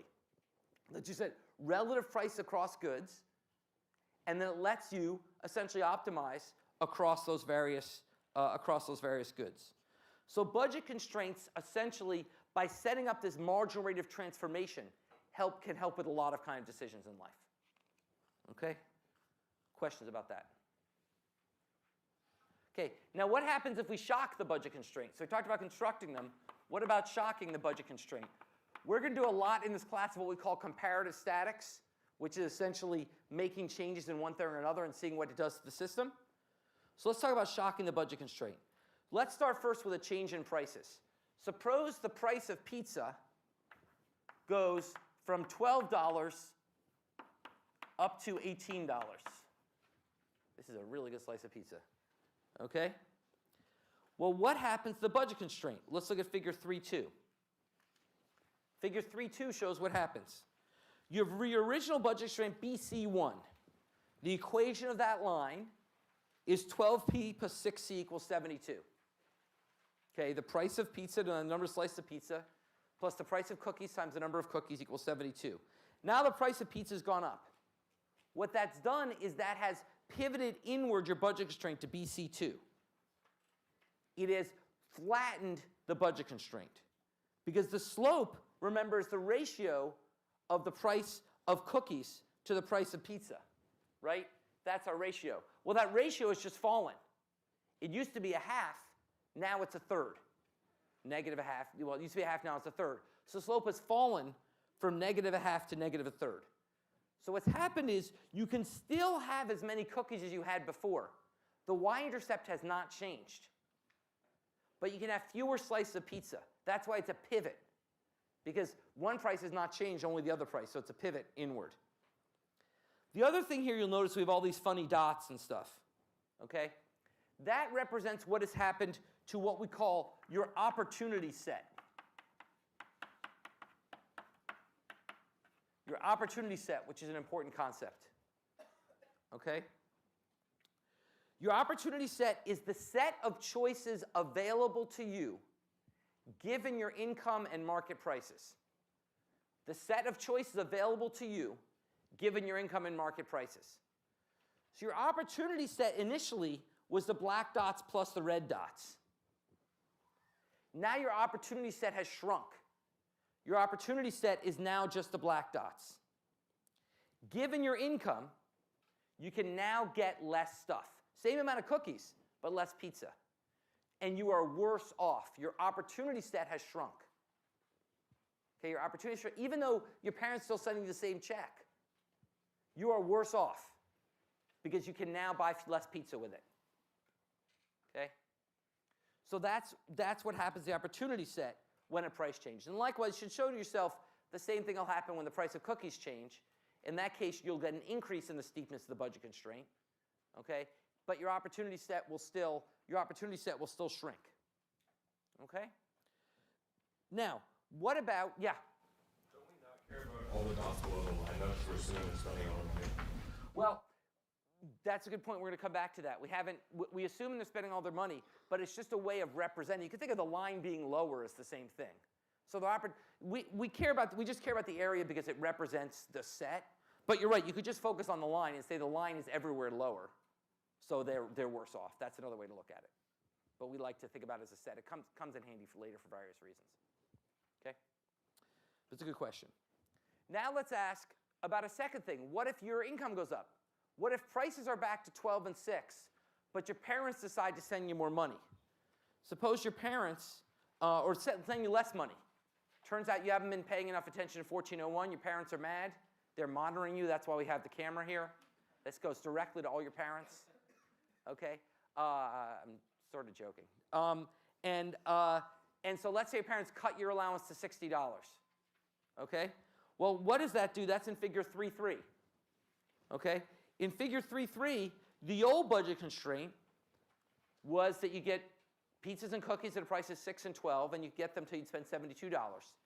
Now you can only get them till you spend $60. Now what we see is not a pivot in the budget constraint, but an inward shift in the budget constraint. Because the relative price of pizza cookies has not changed. Therefore, the slope hasn't changed. Okay, the slope is dictated solely. You don't do anything to control the slope. The market controls the slope. Okay? But you and your family control the level. Okay? And the level has shrunk. So you're pivoting inwards. Okay? And once again, now instead of being able to buy, say, 12 cookies and 6 pizzas, now you can only buy, say, 10 cookies and 5 pizzas. That's the most you can get. Okay? So once again, your opportunity set has been restricted, but in a different kind of way through this pivot inward. Okay? So that's how we sort of manipulate these budget constraints. And we're going to come back to that next lecture. That will be important. Yeah? Differences between like a increase in the price of pizza or like a decrease in your budget. Is it more showing that like the change in slopes doesn't really affect you if you're like say buying more cookies and pizza, but like in terms of if your budget as a whole decreases, then it affects you overall? That's a great question, and we're going to actually answer that question next lecture very explicitly. So hold on to that question, and we'll talk about, we're going to compare explicitly why income changes differ from price changes, and what are the underlying mechanisms. Yeah? How do you determine your marginal rate of transformation? Like, how do you determine your, like, say it wasn't just pizza and cookies, like, say it was more products, how would you determine that rate? Great question. So as I said, we always are going to start with simplifying assumptions to make life easy. There's no reason that this couldn't be written in 3 dimensions, and you'd have relative marginal rates of transformation, rates at which you're willing to trade off various things. So you could just extend the math to more dimensions. It wouldn't add any richness, it would just make your head spin. So, but all the basic ideas can come across with 2 goods, but it would be the same mechanics with more goods. Okay? You essentially, when we get to the constrained optimization, you essentially have more first order conditions in your constrained optimization. That's the way to think about it. Okay, so that's a great segue. Let's turn to the second part, which is how we use budget constraints and the utility function we learned out last time to actually describe how consumers make choices. So we're going to take utility. Remember, I said last time, consumers are going to maximize the utility subject to a budget constraint. Well, now we've taught you about utility. We've taught you about budget constraints. Let's put them together. Okay? How to consume, consider the same budget we wrote down up here. $72 income, $12 price of pizza, $6 price of cookies. And now let's ask, where can you go with that? So let's turn to figure 3.4 and do it graphically. We'll do it mathematically in a minute. Okay? So in figure 3.4, you have our budget constraint, which runs from 6 pizzas to 12 cookies. That's the original budget constraint. And you have a series of indifference curves. And these indifference curves, I1, I2, I3, I4, they all come directly from this utility function. So simply, I've solved this utility function. I'll talk about the math in a little bit, and you'll do more math in section on Friday. Okay? But essentially, you can solve, we'll show you, you'll derive on Friday how you take this utility function, literally can draw the indifference curves from it. Okay? But for now, take my word that these indifference curves represent this utility function. And what we see is that point D is the furthest out indifference curve you can achieve while still meeting your budget, constraint. And therefore, we say that the optimum graphically is the tangency between your indifference curve and your budget constraint, is the optimal constrained bundle. You see how last time we talked about further out indifference curves make you happier. Today we talked about the fact you're limited by your budget. So we're going to have the furthest indifference curve you can get to is going to be definitionally at the tangent of the indifference curve and the budget constraint. And once again, that gives you, we realize we don't want to measure utils, but just for mathematical purposes, that gives you utility at that tangency of square root of 18. Okay? At that point, you are choosing 6 cookies and 3 pizzas. That is the choice you are making. That is the best off you can get given your budget. And to see this, let's talk about some other points and why they're not better. Okay? Let's talk about point A. Why isn't point A better? Why isn't it better to have 2? Maybe you like cookies a lot and don't like pizza a lot and don't like cookies that much. How can we say that point D is better than point A? Yeah. It's on a higher indifference curve. So point D dominates point A because it's a higher indifference curve. Well, fine, same person. By that logic, why not choose point E? Yeah, you can't afford it. So the bottom line is you can see graphically why the tangency is the best you're going to do. Okay. Likewise, point C you wouldn't choose. Point C has the same slope.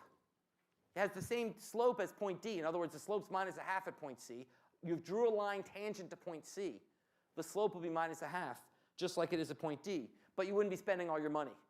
So you wouldn't choose that point either. Yeah?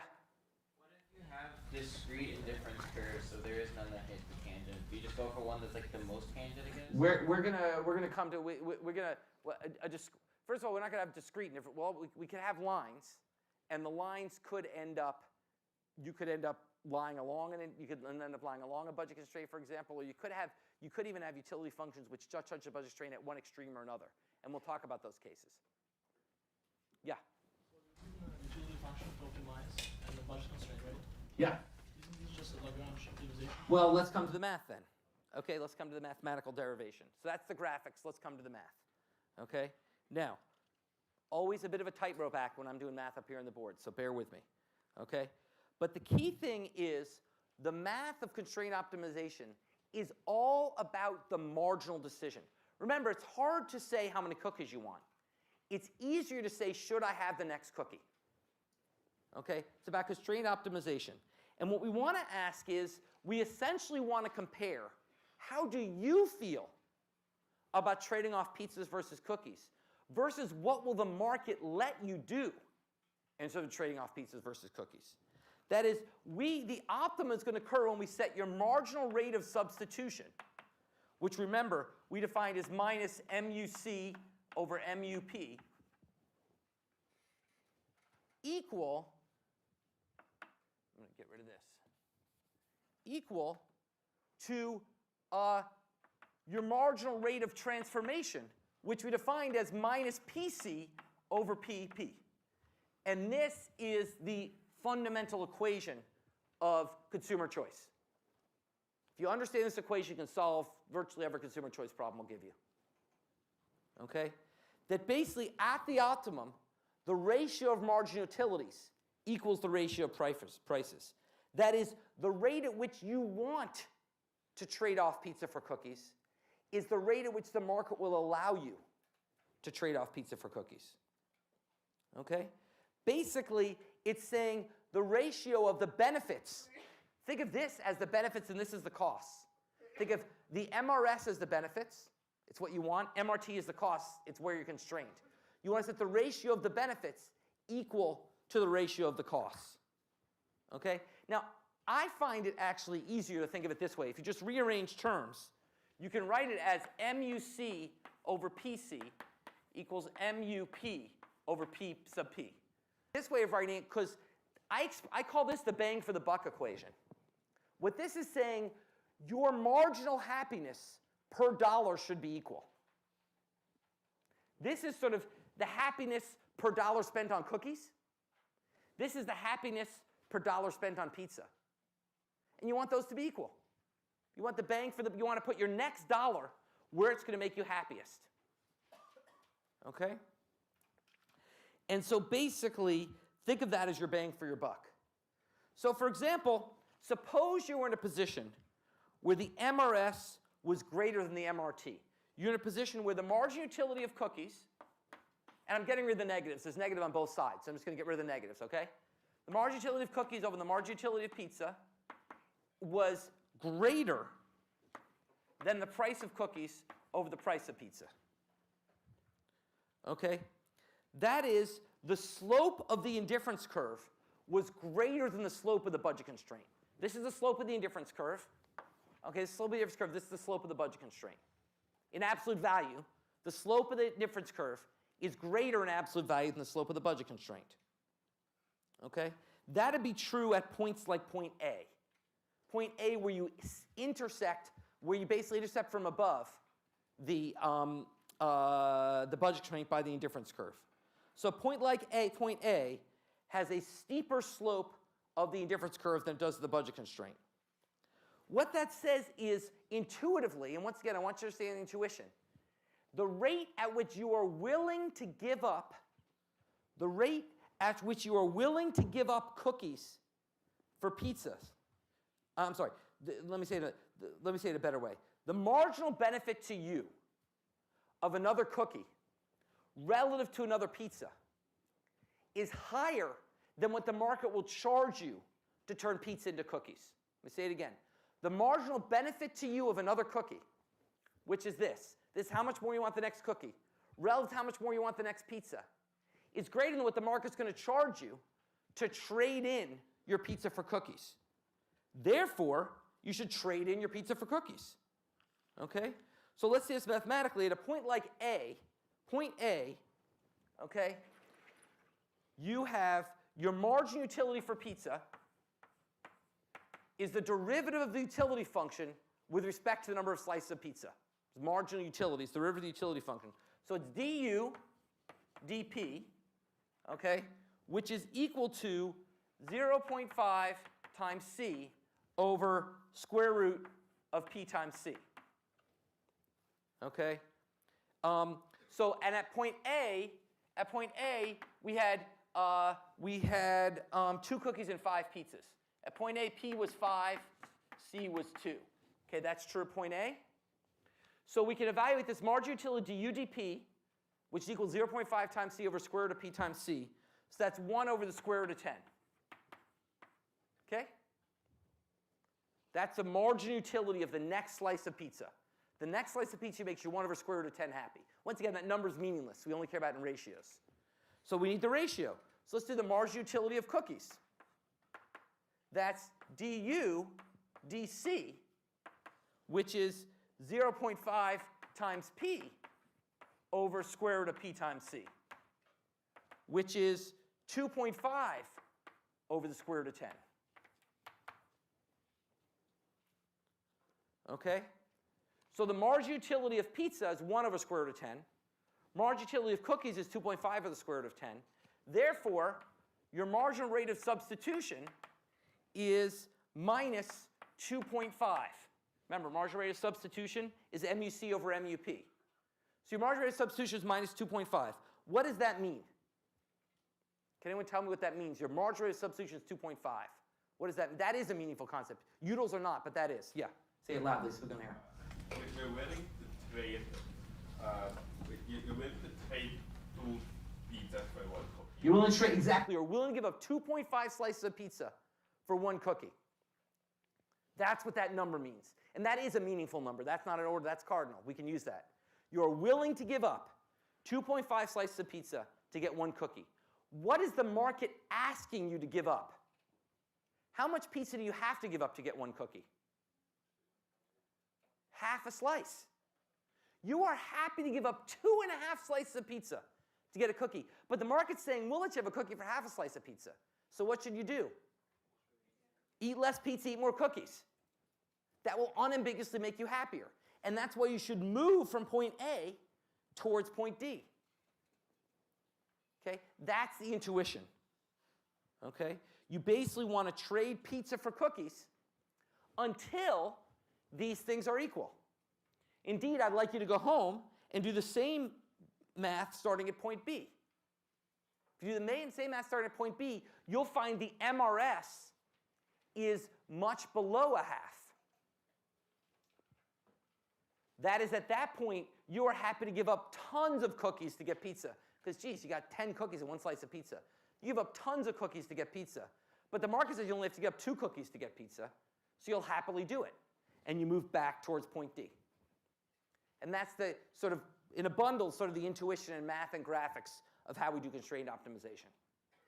Okay, that is hard and very important. Questions about that? Don't hesitate to ask. Okay? That is hard and very important. If you understand this, you're sort of done with consumer theory. Okay, this is sort of the core of what consumer theory is all about. It's all about this balancing act. The whole course is fundamentally all about one equation, which is marginal benefits equals marginal costs. Okay? Everything we do is going to be about weighing the marginal benefit of an activity against its marginal costs. If we take the next step, what's the benefit, what's the cost? Well, here the marginal benefit is the MRS, the marginal cost the MRT. We want to set them equal. And this sort of example, I hope, explained why. Okay? So that is how we think about constrained choice. Now I want to apply it. I want to apply it by looking at the example of food stamps. Okay? Now, food stamps are not actually called food stamps anymore.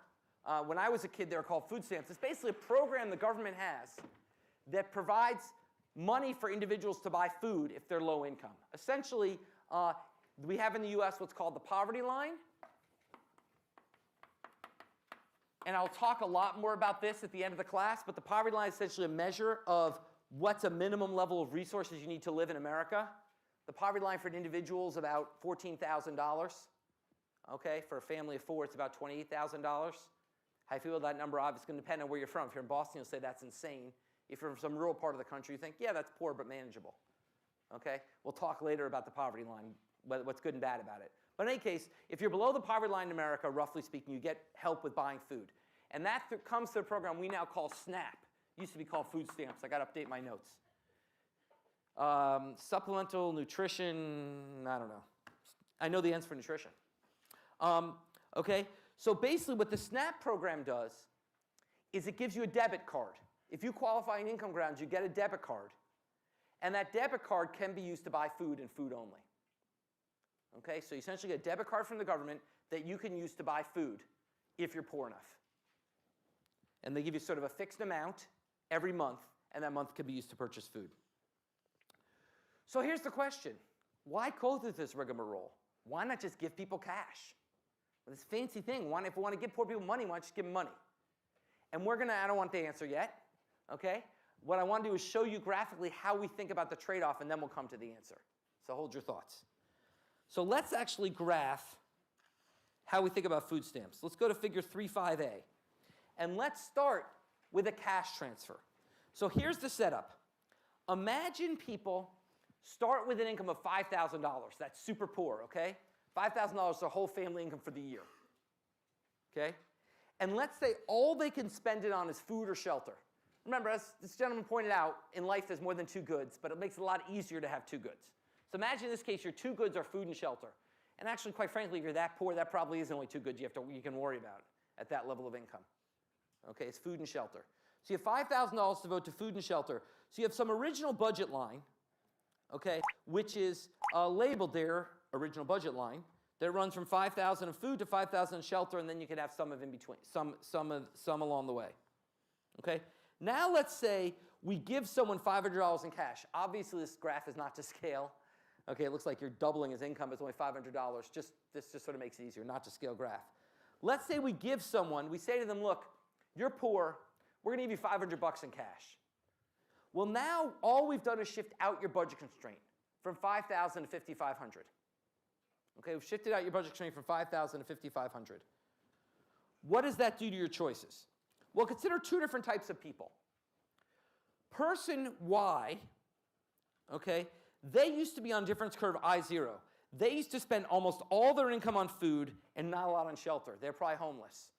Okay? So they spend all their money on food and were basically homeless. Now what do? Well, they spend a little more on food and a lot more on shelter. Maybe now they get, $400 still doesn't buy you much shelter. They spend a little more. Okay? Maybe a night a week they can get shelter. Okay? So basically, that's what they do. That's their constrained optimization. We're not saying it's right or wrong. This is not normative economics. It's positive. The positive thing is, given their utility function, they move from point Y1 to Y2. Now imagine someone like individual X. They're different. Their tastes are such that they don't need to eat. They just want to have shelter. So they're up at point X1 initially. And you give them that $500, and they spend just a little bit more of it on food and even more of it on shelter. They just love their shelter. Okay, and they're super Weight Watchers. They don't eat. Okay? So basically, they move from X1 to X2. Once again, not normative right or wrong. It's just these are feasible choices people could make given the opportunity set with which they're faced. And that's why I actually give them $500 in cash. Questions about what I did here on this graph alone? Yeah? Like, even if you gave them money specifically for food, couldn't they then just reallocate their other money? Okay, that's a good point. We'll come back to that. That's timeout if you're not a sports fan. Okay, so we will come back to that.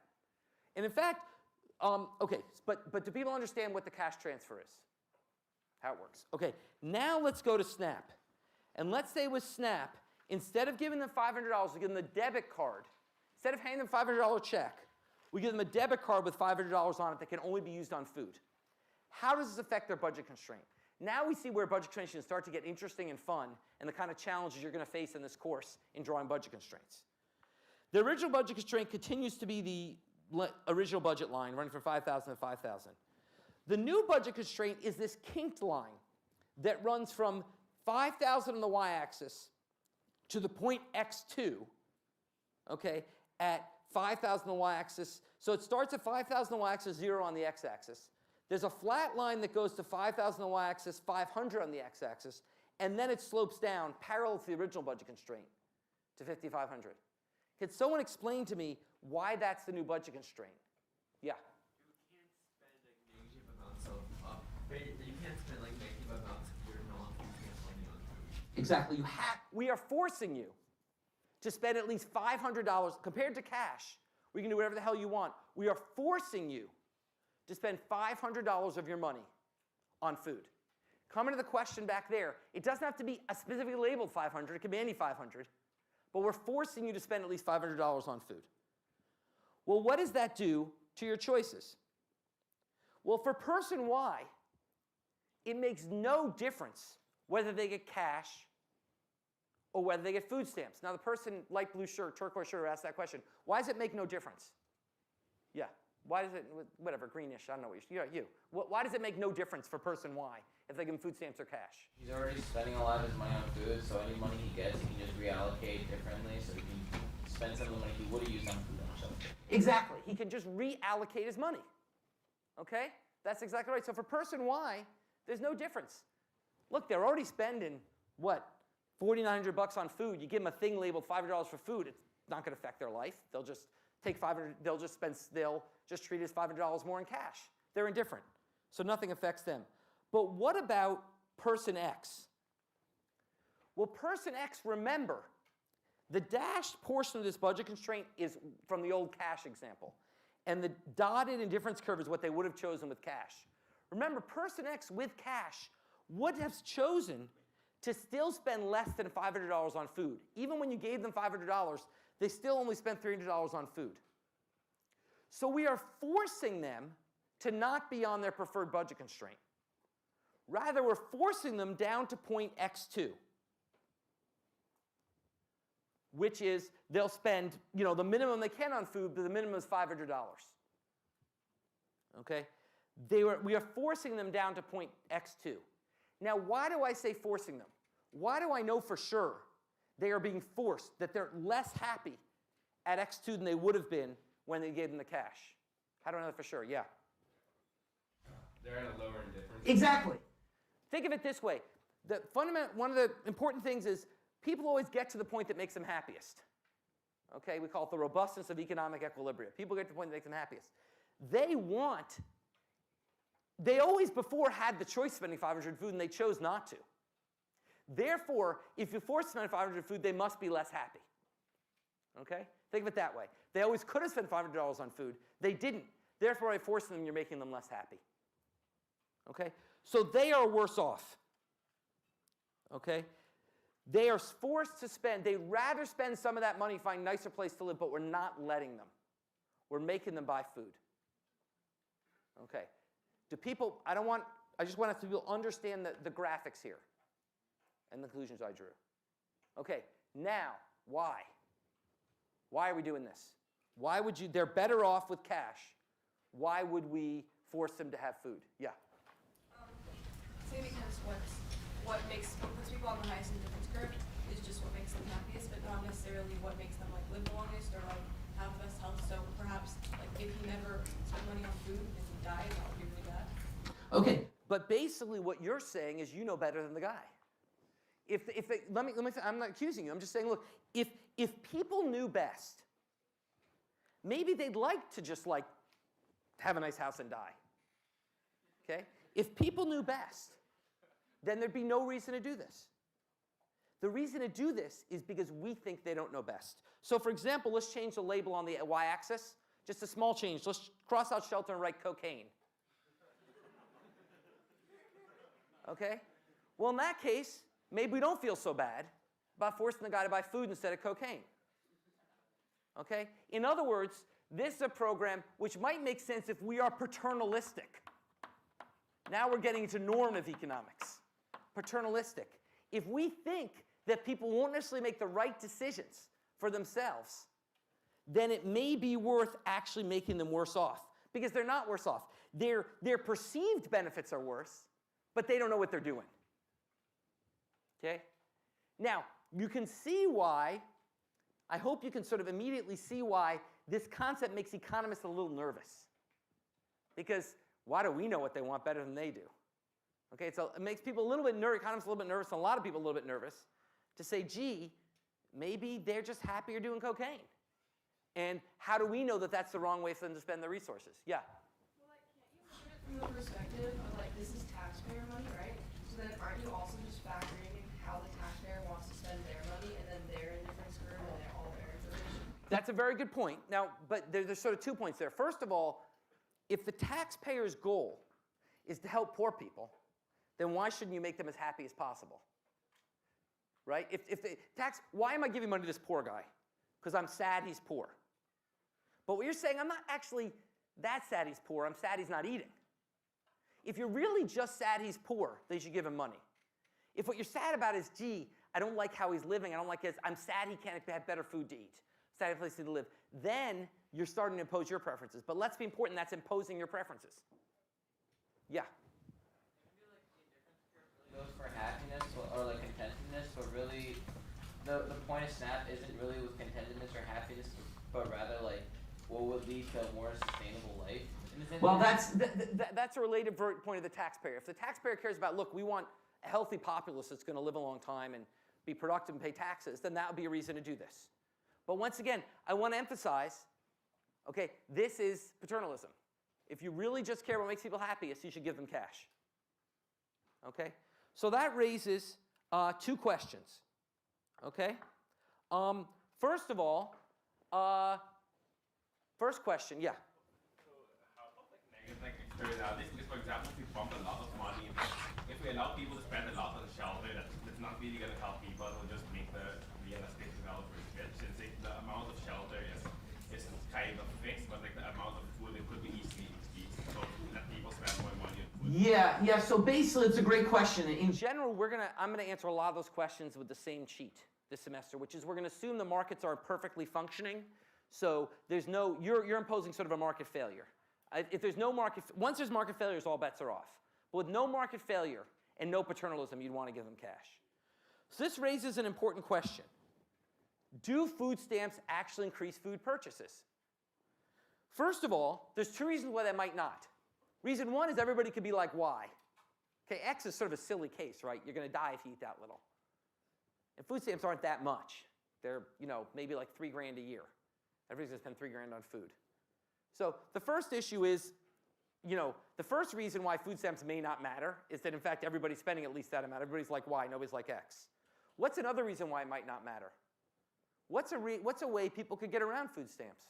Yeah. Yeah. They could set up a black market where they essentially say, look, I only want $2,000 of food. The government's making worth $3,000. I'll buy my extra $1,000 of food. I'll sell to people who do want it. And I'll end up still eating $2,000 worth of food. So we actually want to know, do food stamps actually increase food consumption in practice? Are they making a difference? Well, actually, we've run an experiment on this. Okay? We're going to talk in this class a lot about empirical results in economics. This class is mostly going to be a theoretical class. That is, we'll talk about models and ideas. But we're also, since basically I'm an empirical economist, we're going to talk about empirical economics, which is results and testing the theories we develop. Empirical economics, here's a great example of empirical economics, is we set up a theoretical model. You always want to start with the theory, but the theory sometimes has predictions which are uncertain. Here we have an uncertain prediction from theory about whether food stamps will affect food purchase or not. So let's test it.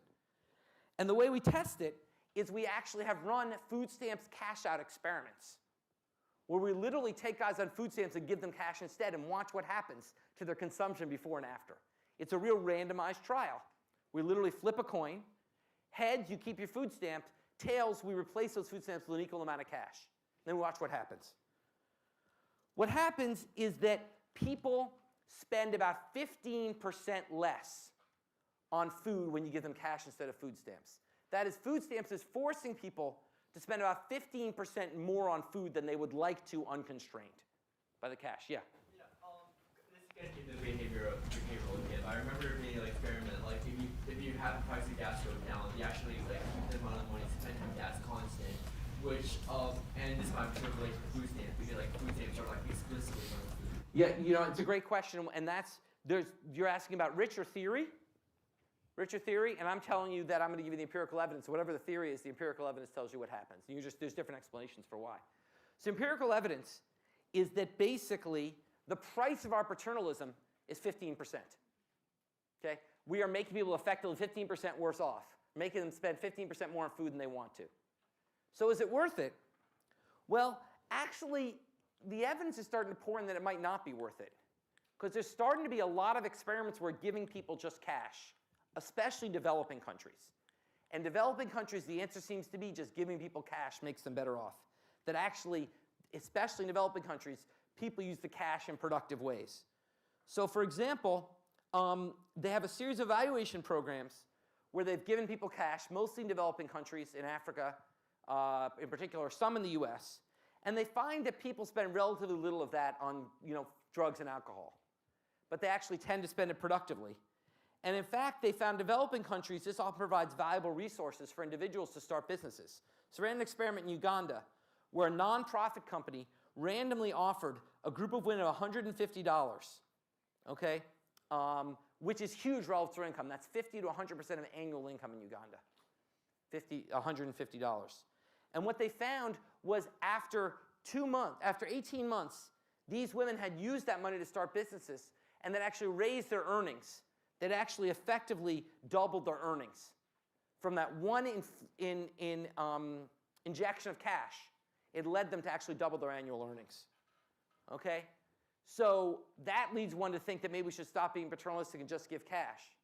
Unfortunately, if you're a reader of policy websites like I am, the best one of which is Vox.com, it's a great website, they had an article just the other day pointing out how actually followed these women up 9 years later. And 9 years later, the effect had totally gone away. So until, the story isn't quite necessarily positive, but it's not negative. They're not worse off. But it looks like at least was in the short run made them better off, although that effect fades over time. But the bottom line is, at this point, I think the evidence is sort of probably in favor of being less paternalistic and just giving people cash. But that runs into a lot of difficulties in terms of our concerns about how people will spend it. So let me stop there. We will come back on Monday, and we'll talk about how we actually go from this stuff to the demand curves we started the class with.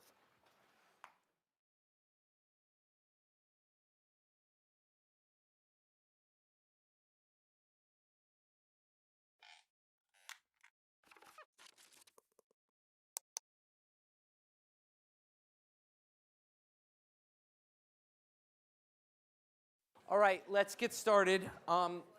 Today we are going to complete our discussion of consumer choice by actually coming back and deriving the demand curve that we started the semester with.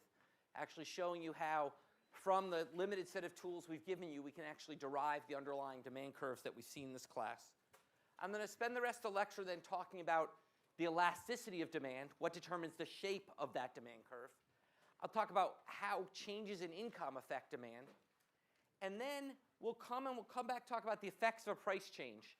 And we'll talk about sort of the theoretical concepts underneath how you analyze a change in price in an economics model. So let's start with deriving demand curves. Deriving demand curves. Okay, so we started in this class with the demand and supply curve, and I said we'd tell you where they came from. So basically, we're now going to talk about how do you derive, from the tools we've learned so far, the relationship between price and quantity demanded. The downward sloping relationship between price and quantity demanded that we showed you in the very first lecture. So to do so, let's return to our example from last time. Remember, our example from last time is the utility function was of the form U equals P times C. Okay? Your parents had given you an income of $72 with which you could buy pizza and cookies. Pizza at a price of $12 and cookies at a price of $6. Okay? That was the parameters of our example from last time. And once again, remember, all I've done is given you stuff here. Obviously, this part is non-controversial. There's a price for pizza in the market. There's a price of cookies in the market. There's an income. There's the amount of money your parents give you. That's not non-controversial. And this is just a sensible assumption of what someone's preferences might look like. All I'm saying is with these 4 things, we are done. With these 4 things, we can now derive a demand curve. And how's that? Let's start by looking at it graphically in figure 4.1. Okay? Figure 4.1, on the left-hand side, is exactly the kind of indifference curve analysis that we did last time. So we start with budget constraint BC1. Okay? That is something where you could either get up to 12 cookies and no pizza, or up to 6 pizzas and no cookies. Okay? And we know from analysis last time, given this, we showed you last time, and you went home and practiced, and we're so excited you told your mom and everything. We told you how you could show that you'd want 6 cookies and 3 slices of pizza at a point like point A. Okay, we showed that last time. Now, we also talked about what happens when the price changes. So, for example, imagine that the price of cookies rises to $9. Okay? Well, we know if the price of cookies rises to $9 is that you could still, on your budget, afford 6 pizzas. So the y-intercept does not change, but the x-intercept changes. Now, you can only afford 8 cookies. So you move to BC2, sub 2. You used to be able to afford 12 cookies, now you can only afford 8 cookies. And most importantly, the slope of the budget constraint has steepened. Remember, what is the slope of the budget constraint? It's the slope of the budget constraint. The slope is minus P C over PP. That's the slope. And that's steepened because the price of cookies has risen. So you now have a steeper budget constraint. The slope used to be minus 1/2. Now it's minus 3/4. So now that's gone from minus 1/2 to minus 3/4 with this new higher price for pizza. Higher price of cookies, I'm sorry. And the price of cookies goes to $9. That budget constraint has steepened. Okay? What does this do to demand for cookies? Well, we find the highest tangency of your indifference curves with this new budget constraint, and you can solve mathematically to show that that will occur at point B, where you will choose to continue to have 3 slices of pizza, but to only have 4 cookies. That is what happens if you take this, you do constrained optimization. If you change this price to 9, re-optimize the way we showed you last time, you'd end up finding that you would want 3 slices of pizza and 4 cookies at point B. Okay? Now, what if instead the price of cookies fell to $4? So cookies got cheaper. Well, in that case now, you could still only afford 6 slices of pizza. So the y-intercept once again doesn't change. But the x-intercept now moves out to 18, because now you can afford 18 cookies. So your new budget constraint is flatter. It's BC sub 3. It's the flatter outermost budget constraint. Your opportunity set is much larger because cookies are cheaper. You have the same amount of money from your parents, but it can buy more stuff, and you can buy more cookies. So your opportunity set is larger. So you now can re-optimize with a now flatter budget constraint. The slope, instead of being 1/2, has now fallen to